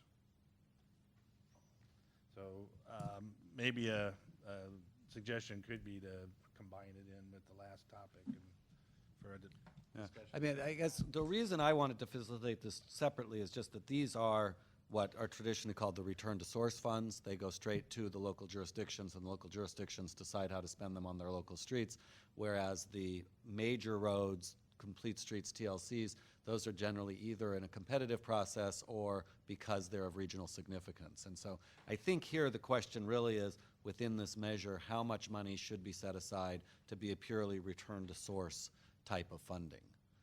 Comments on that? Rebecca or Kristen?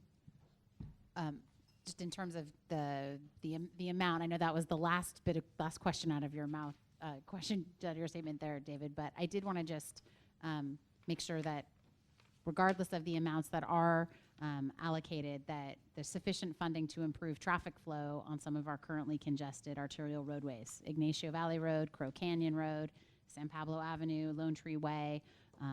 Again, another opportunity to implement technology on those regional arterials. So. Okay. Yeah, complete streets can be returned to source if that's a goal here.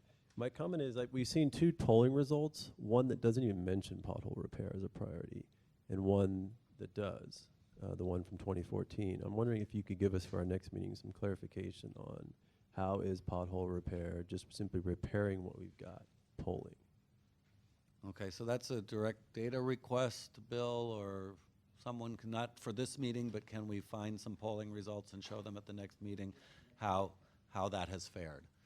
All right, yes. So other comments about local roads / return to source? Yes, Lisa.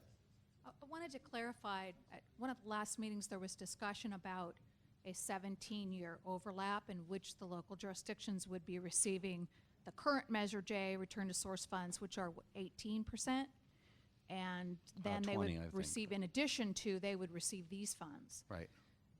Whatever percent ends up coming out into the measure. So we at BIA, we're concerned about the higher percentage that the cities have requested, only because, as Matt said earlier, every dollar you spend here is a dollar you can't spend somewhere else, and we do have to balance it out and get voter approval. So I'd like to see some discussion about what the trade-offs, would be there in terms of getting public support and what the dollar differences would be. Clearly, the cities could spend this money. There's no question about it, in terms of pavement. But, it may be unrealistic for us to put this high a number in there and still be able to attain some of the other, and deliver some of the other projects that we need to get voter support for this. Okay. And I've got my eye on the clock, so I've heard a couple of different opinions that sort of boil down to the same thing, which is, while this is important, perhaps we need to measure it relative to the other things that are important here too. So unless there are other points of view on the committee, I think maybe we can move on to our 9th item. Let me just say real quick that Yes. I'm just concerned that if you throw complete streets into local streets and roads, that it's not going to get implemented because there's not going to be enough money, and the local streets and roads maintenance is a black hole. I mean, there's going to be things that come up, things change. It's a moving target. So I think I agree with separating out complete streets, but making it a real thing. All right. Any final comments on that before we go on to buses? All right, there are 2 line items on this chart, page 1 of 21, under transit operations, the first one just called bus service, the second called express bus. Ross, do you want to speak to that some? Peter, could you come up and just very briefly, excuse me. Peter, again, has better knowledge in this area than I do. Yeah, so currently, under Measure J, we have a countywide bus service program. Two of the subregions have smaller, Central and West County have additional bus service programs. We have a countywide express bus program. Both of those, the funds can be used for either capital or operating. In both cases, they're currently being used strictly for operating because there is more capital funding available to transit operators. Operating funds are pretty hard to come by, so the measure does provide that flexibility in there. There is a memo as part of this from the bus operators. I think this group asked Rick Ramasir a question, which was, what would it take to provide 15-minute headways and kind of meet the requirements of sustainable community strategy, and that's the numbers that he presented here. I think ultimately the goal from the transit operators based on this memo would be, where appropriate, get the headways down to 15 minutes where there was demand, where it made the most sense, or less than that in certain areas, in an AC transit service area where it makes more sense to be even shorter headways than 15 minutes. Thank you, Peter. And I did some quick arithmetic, which I can't totally vouch for, but I think it's close, which says that if you add up the 4 transit operators' dollars to get to 15-minute headways on an annual basis, but then annualize them over 25 years, you come out at about $900 million, as opposed to, say, $478 million that's in the public advocate's proposal if you were to add those two numbers together. So just to give you a sense of magnitude here, again, $900 million if you add up their estimates versus $478 that was proposed by public advocates, and the RTPCs have about $220. Comments? Yes, Rita. My big thing is connectivity between the various parts of the county. I would love to see more done about that. More particularly bus connectivity from Yeah. one part of the county to another. Yeah. Thank you. Yeah, Mike. Oh, I suspect that the Bay Area Council will be unlikely to support earmarking an amount of funds for individual operators in this measure, or even a performance goal as abstract as 15-minute headways. Our preference would be to establish a strategic transportation objective, such as was discussed previously, improving access to BART stations, right? And to allow the CCTA the flexibility over the life of the measure to determine how best to spend the money to accomplish that objective, recognizing that the rapid evolution of transportation technology and entrepreneurial services are likely to offer substantially better ways of servicing those needs than we have available today.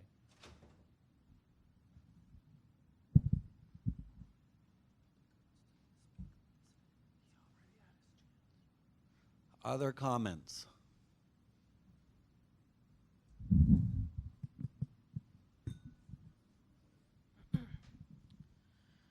It's very important to make sure that there is funding for bus operations.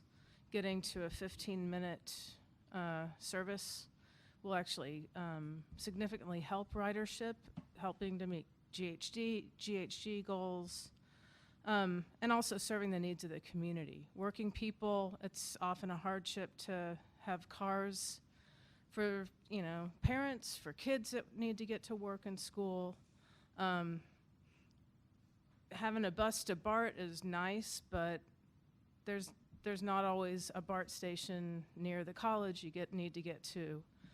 Or certainly, not to the county work sites or other work sites where working people need to get to. So we're looking for ways to improve quality of life for workers in Contra Costa County. So having adequate reliable, affordable bus service is really important.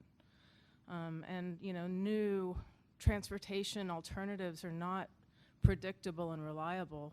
I had to take Uber once, and it cost me $10 to get there one way, and it cost me $50 to get home because of the market pricing.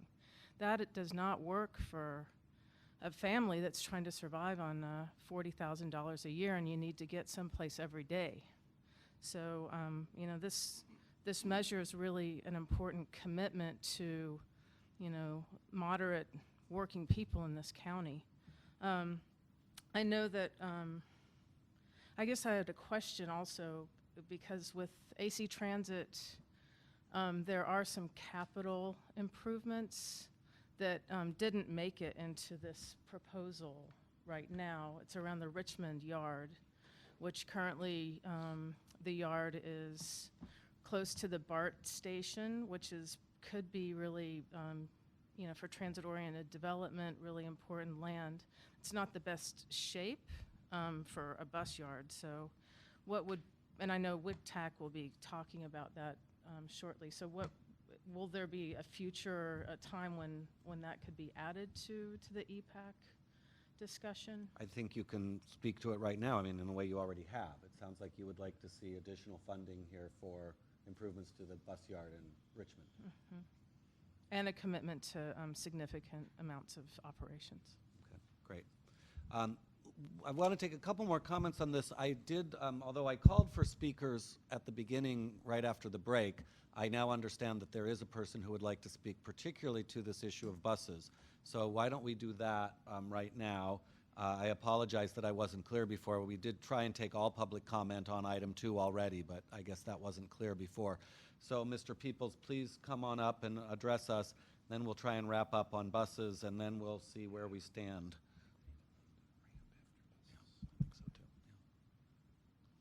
Yeah, thank you. My name is Chris Peoples. I'm an elected at-large member of the AC Transit Board, currently serving as its president.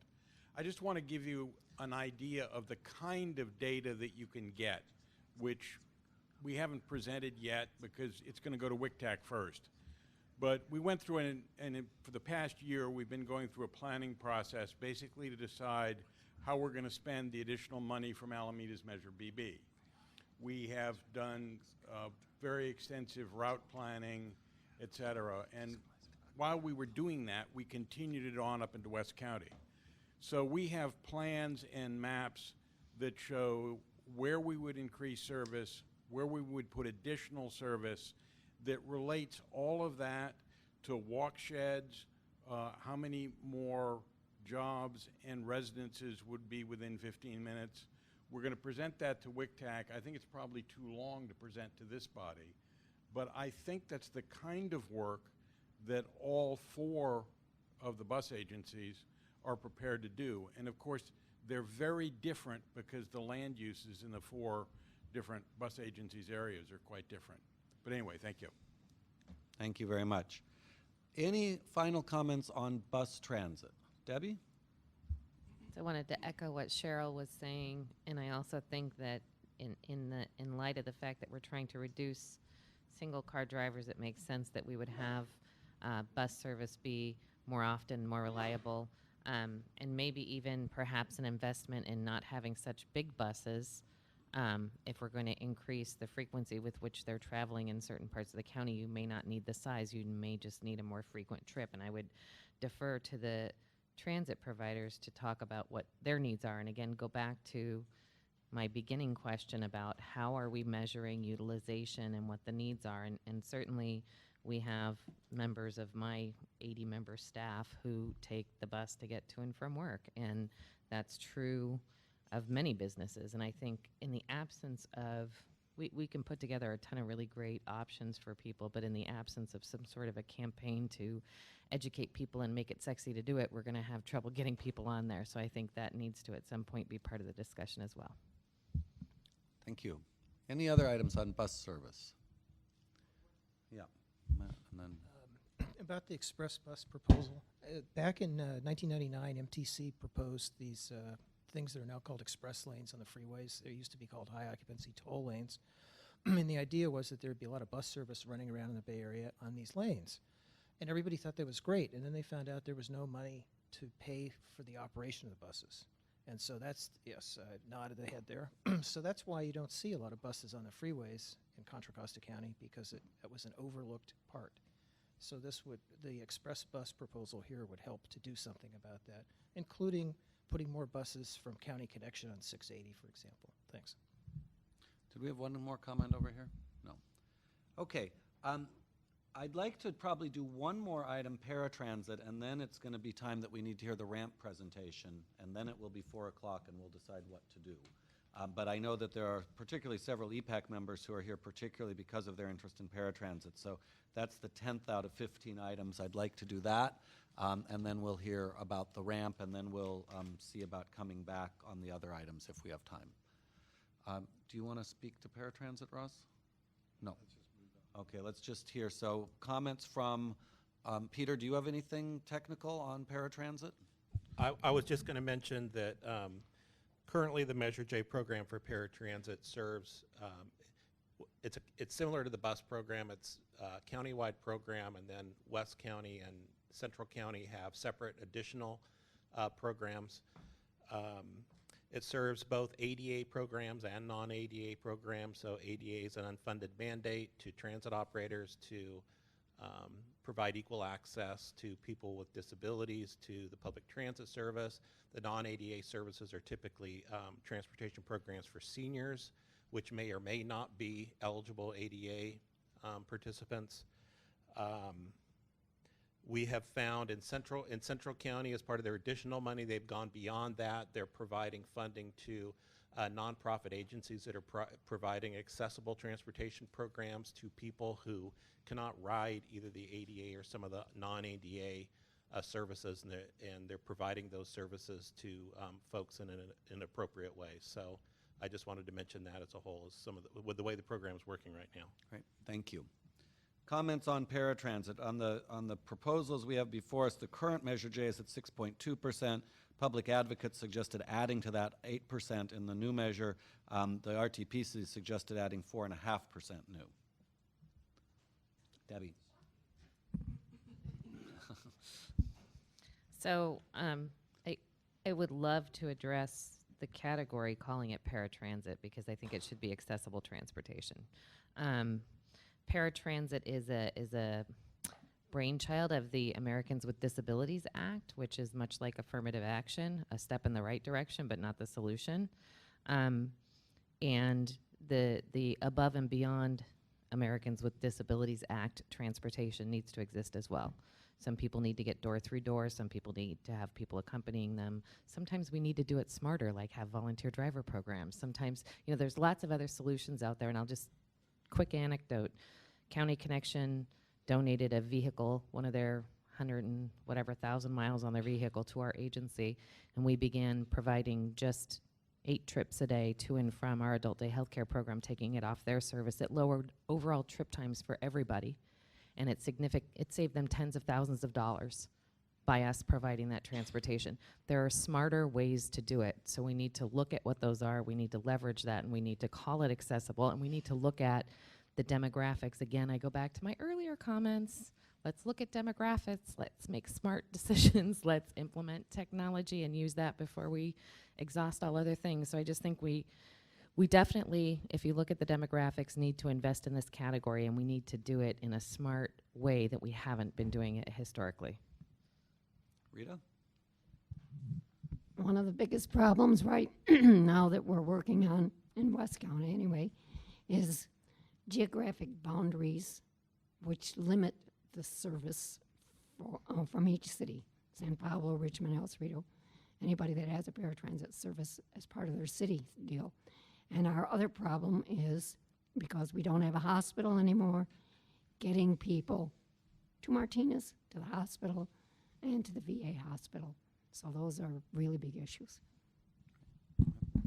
Any other comments on paratransit? Rebecca?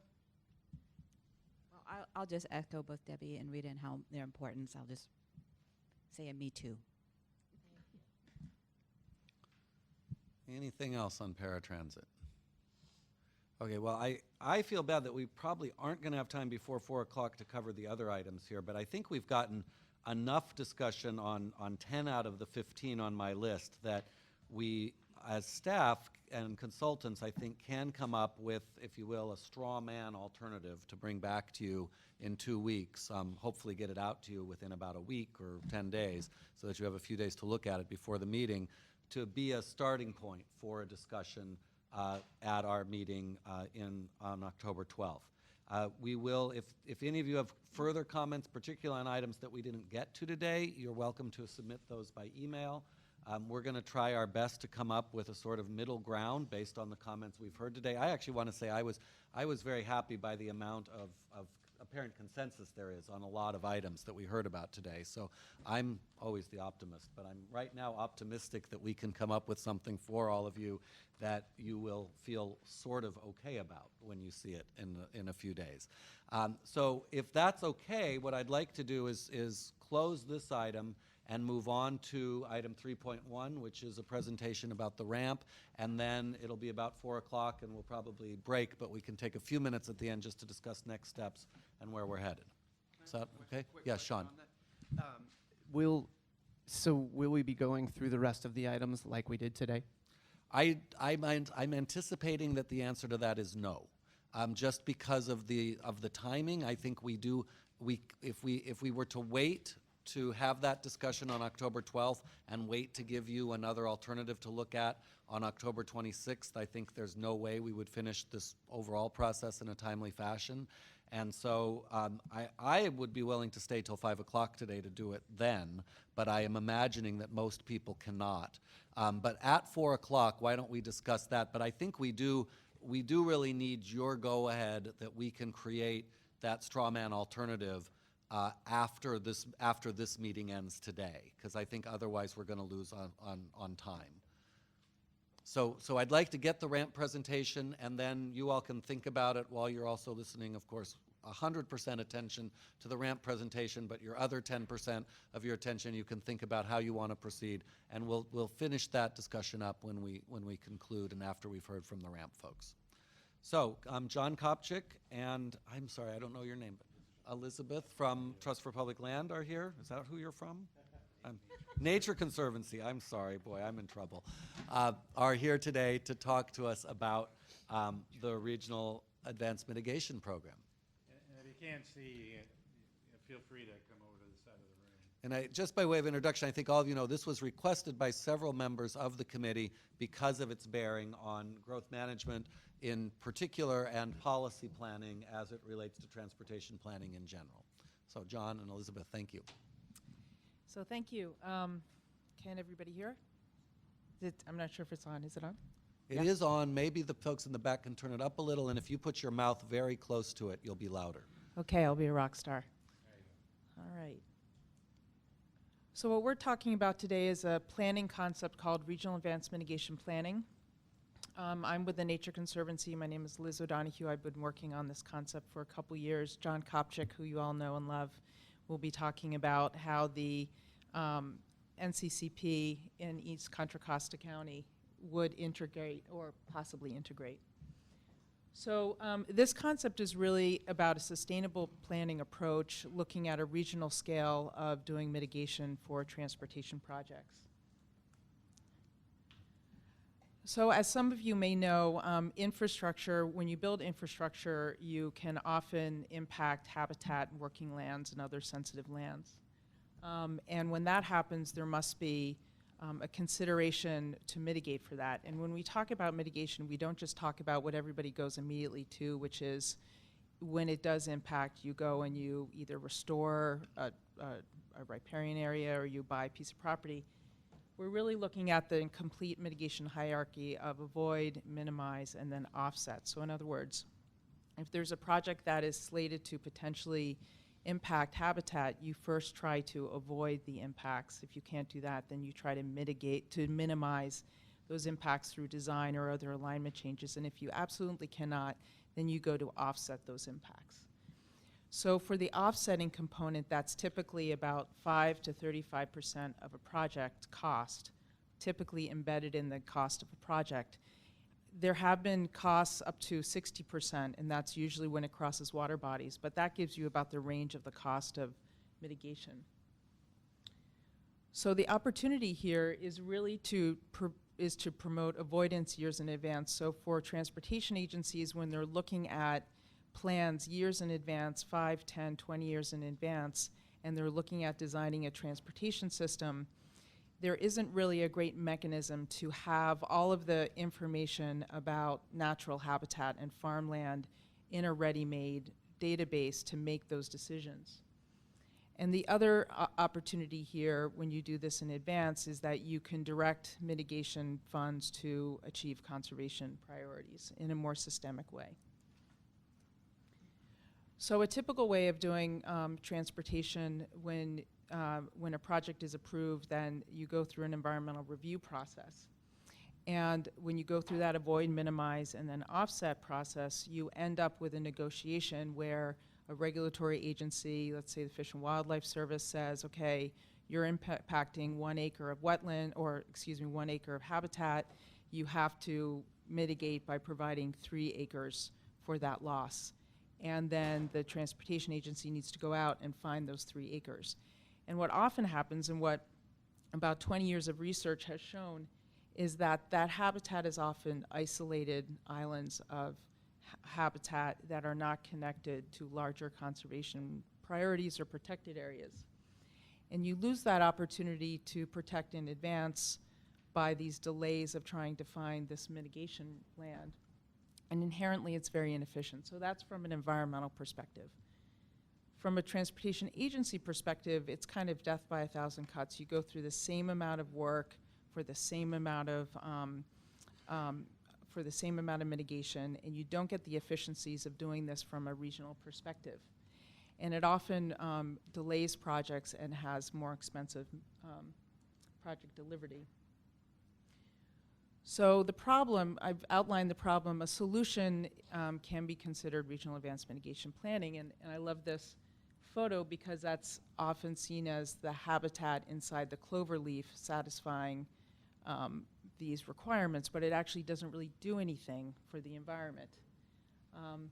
And so the trend over the past couple years has been this concept of landscape scale and doing mitigation in advance. So these are 2 studies I just want to hold up. The first one that is covered by the second one, but the first one is called an ecosystem approach to developing infrastructure projects, called Ecological, and that was done by the Federal Highway Administration, done in 2006. And they have since built upon that and developed a whole methodology of doing transportation in an ecosystem approach. And what they have found, as I just outlined, is it's cheaper, faster project delivery, you can incorporate multiple benefits, and it benefits most everybody. The second report I'm highlighting is from the Department of Interior on how to do mitigation in a more effective way, showing the environmental side, and that was provided in just about 1.5 years ago. And they highlighted this landscape scale approach and in advance as a key component of kind of their 10 points of approach. So this idea of advanced mitigation is not a brand new thing. There's something in Federal Endangered Species Act law that's called a Habitat Conservation Plan, and in California, the California component is called the Natural Communities Conservation Plan, or NCCPs. And those are incredibly effective when they deliver the final product. It's regulatory in approach.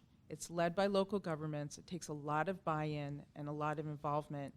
In the end, it's extremely effective and extremely efficient. A project proponent comes in, they pay their fee, they get their permit, it goes to a conservancy that implements conservation, and it's really well done. What we're talking about with RAMP is similar to that, but it's non-regulatory, and it is planning and approach. These things can nest together in certain interesting ways.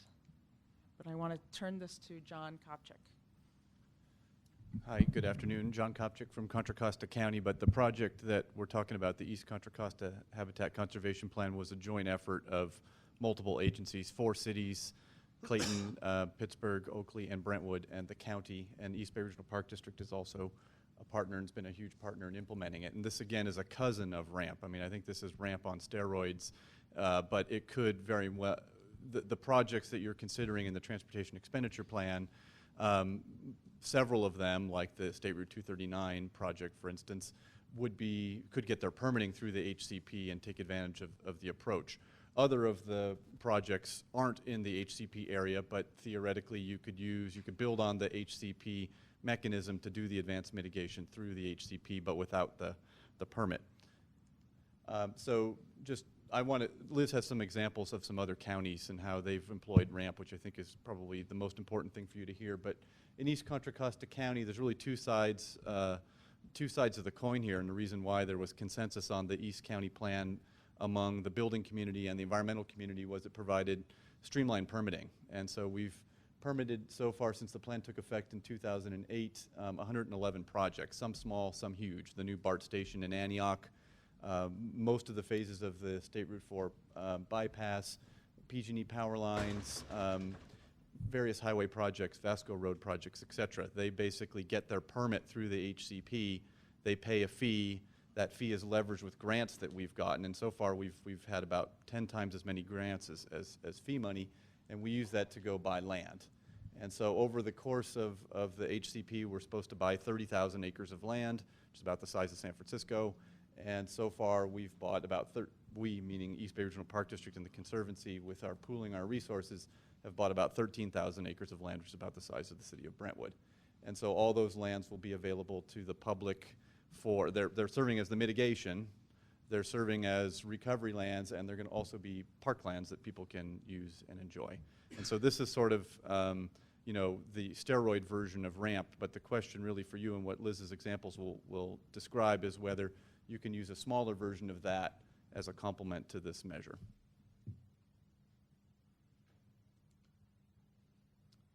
So in these programs, the goal is to expedite project delivery and achieve meaningful conservation outcomes. So it's a co-equal dual goal. The process is that you first estimate the mitigation needs for several planned infrastructure projects in a region. You drive the mitigation funds to the most productive ecological lands, and you do this all in advance. So just a little step by step. The first slide, this is an example on the Central Sacramento River. On the first image shows infrastructure projects. So those lines are roads, or in this case, also levees.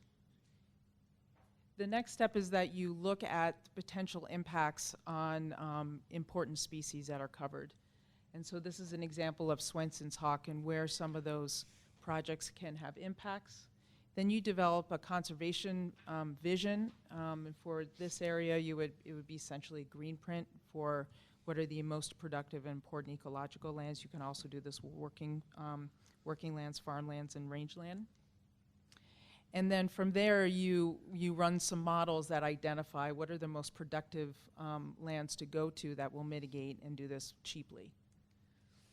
So this concept has been around for a while, and this report was done in 2012 with both state and federal agency involvement, and it really talked about what is RAMP and how could it be done and what are the key considerations. So you have all of those agencies signing a letter of support. So a couple of examples. In San Diego, they'd had a Transnet measure back in 2004 where they dedicated a half-cent sales tax. They included as part of that an environmental mitigation program, and it was $850 million. And they did that for both the freeways and the local streets and roads, and then they also added an additional component of $200 million that they called economic benefit that was the estimated savings of doing mitigation in advance. So that's how they did that, and they estimated the cost of the projects. They included a net benefit mitigation standard to ensure that the environment stays ahead. And they have a fairly robust protection, monitoring, and management program. To date, they've acquired a little over 3,300 acres for about $100 million. It's pretty expensive down in San Diego. It's expensive here too. They've had some agreements laid out with the regulatory agencies, both planning agreements as well as specific agreements for how the agencies would get credit for that, for those investments. There's another model, Orange County followed up right after that with their measure called the M2 sales tax measure. They took essentially 5% of all freeway projects in their measure and created essentially a fund. And they've been acquiring land since then. I should say both for San Diego, they had an NCCP both in development and in plan, and they've been driving most of their dollars towards those NCCPs. They're not bound by it, but that's their guidance. In Orange County, they started investing, and now they're becoming an NCCP. So those are two different ways of of going about it.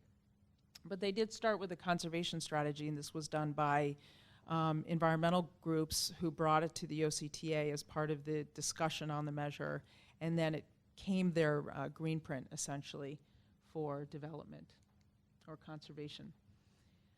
So just to sum up a little bit, I've mentioned that these benefits have really shown in both in San Diego and Orange County to be cost effective and also very productive from a conservation perspective. I think one of the benefits that is really hard to quantify but important to both sides is a better relationship between the transportation agencies and the regulatory agencies, and a better shared understanding about what each agency's goals and limitations are, and it just speeds up conversation and speeds up decision making. And it also, from what we're seeing here in the Bay Area, there's a lot of organizations, both nonprofits and special districts like the Park District, that are very interested in having a more productive relationship or closer engagement. So there are some challenges. One is a funding framework. I think the easiest, frankly, the easiest way to do this is through a sales tax measure. We've seen how they've been done in the past or down south. So I think compared to the state approach, I think this would be a little easier. Another one is, how do you work with an area where there is an NCCP? And I think there are ways to go about it, but really what you want to do is not do anything that negatively impacts an NCCP at a very basic level. Ideally, you want to do things to actually coordinate and give that lift. There's a big question about how the regulatory agencies provide credit for advanced mitigation, and we've seen how they've done it in Southern California, and there's a lot of support nationwide for this work. So some of those agreements could be very helpful in guiding how that can be done.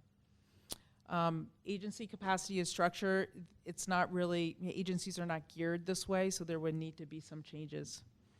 But that's it. Thank you. Liz, thank you very much. Do people have questions for Liz about her presentation? It is 4:03, and I know we'll be losing people soonish, but I do want to make time for whatever questions we have.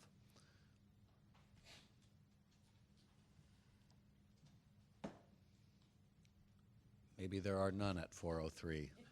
And I want to thank you for making this. I think all of the EPAC members can see that whether this is particularly included as a funding source or in a policy or just as background, it is very important to understand that it's a kind of program that's available, and that's available right here in the county to mitigate impacts that might arise from transportation projects that would be built. And particularly, I think Seth spoke to Highway 239, that's a project where, if it is to move forward at all, how it's mitigated and how it's planned from a habitat preservation perspective are going to be critical, and that's, I think, very much where you all fit in. So thank you for that presentation.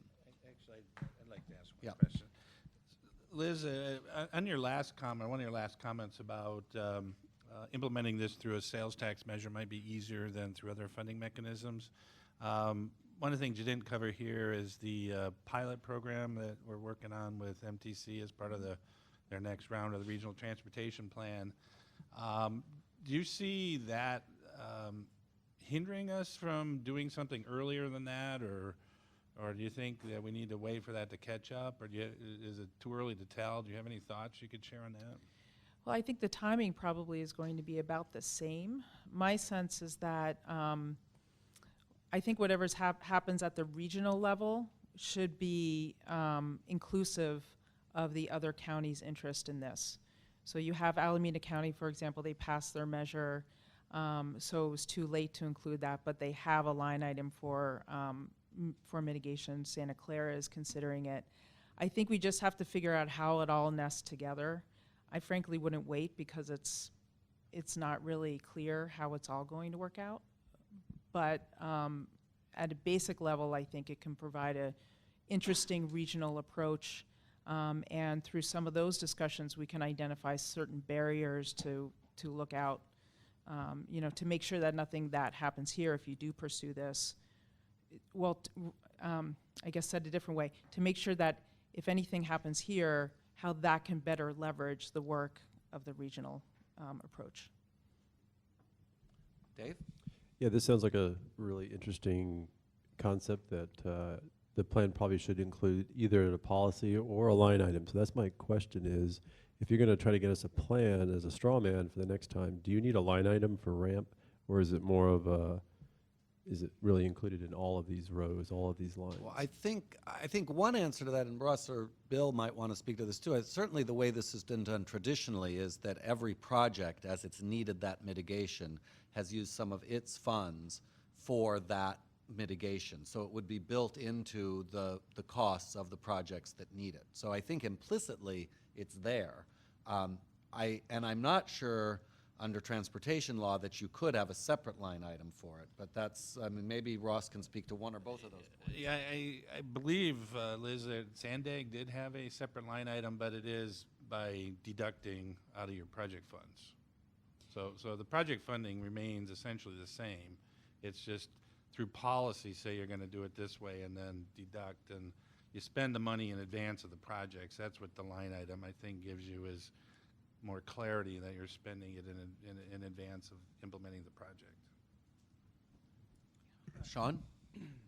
Is it true that there'll need to be some money, though, for administration of this, of a program like this? Yes, so what happens in San Diego is there's a, well, both in San Diego and Orange County, they have somebody who works on it. And that includes the planning and the management, the administration, and then the follow-up. So, but again, that's, I mean, as Ross said, every project now has included in the project the estimated mitigation, and so those costs are assumed to be in those projects. So what you're doing basically is you're taking it out and you're creating a separate fund that then you can look at these things collectively, and so you arguably, and I say arguably because there has been evidence, but you arguably reduce your cost on administration because you're not doing the same 20 steps for every project. You're consolidating some of those steps and looking at these things in advance. So just to follow up then, so it might not, what am I trying to say here? So it would be more of setting up the process and the policy as well as a structure to make this happen rather than an upfront cost and a line item, is what I'm hearing. But one of the reasons for doing a line item is you can also direct the savings, the cost benefit to specific purposes. I mean, when we were involved with the creation of the HCP and CCP in East County from the beginning. That was actually a 10-year process, and we were actually lucky here in the East Bay because we had an existing set of preserves that could be expanded, connected, and enhanced largely through the East Bay Regional Park District.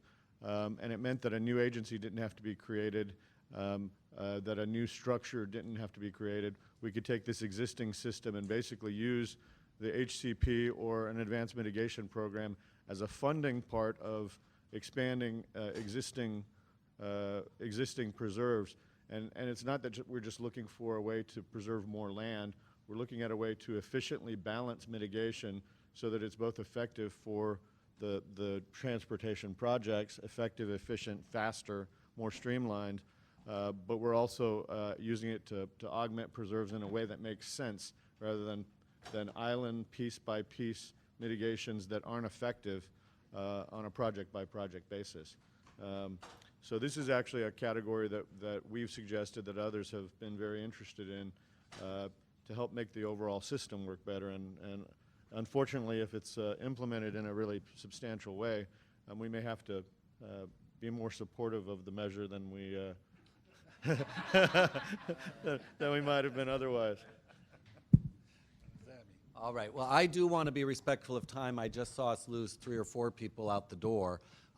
I would like to suggest that we stop the meeting now. Liz and John, thank you very much for your time.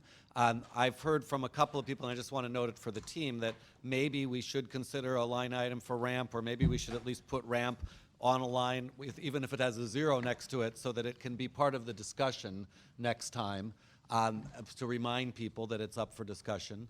And I want to thank you all for your time. We will come back at our next meeting, and I see Tim's hand, so we'll recognize him in a minute, but we will come back at our next meeting both ready to have a discussion about policy issues. I want to augment the list that we published for this meeting and get any other items onto the list. And then we will also have what I'm calling a straw man alternative for a TEP ready for you to look at that meeting as well. So it promises to be a busy agenda. It will be on October 12th, which some people think is Columbus Day, but we will be meeting at 1 o'clock in this room. And Tim, did you have a final comment? Only that we went through the time and effort to go through the first 10 of the 15 or so items. I'd like to know what your assumptions are going forward with the other 5 in terms of drafting the plan. We're going to do our best guess based on what we've heard about what you've said about the first 10. We're going to use our extreme powers of deduction and intuition to guesstimate what you all might like to see for those other 5 items as well. And we're going to do our best and bring those to you for you to look at them next time. And again, as I said before, if you do have any comments about those in particular, whether they're items we discussed today or not, do feel free to email them to us. Those would come through Ross, who's the focal point for all email discussion or input. We can take those and take those into account also as we put together the entire straw man alternative. Just to follow up on that, thank you for that opportunity to give those comments. And I think it would be super helpful if any comments that are given on those last 5 items are shared with the rest of us,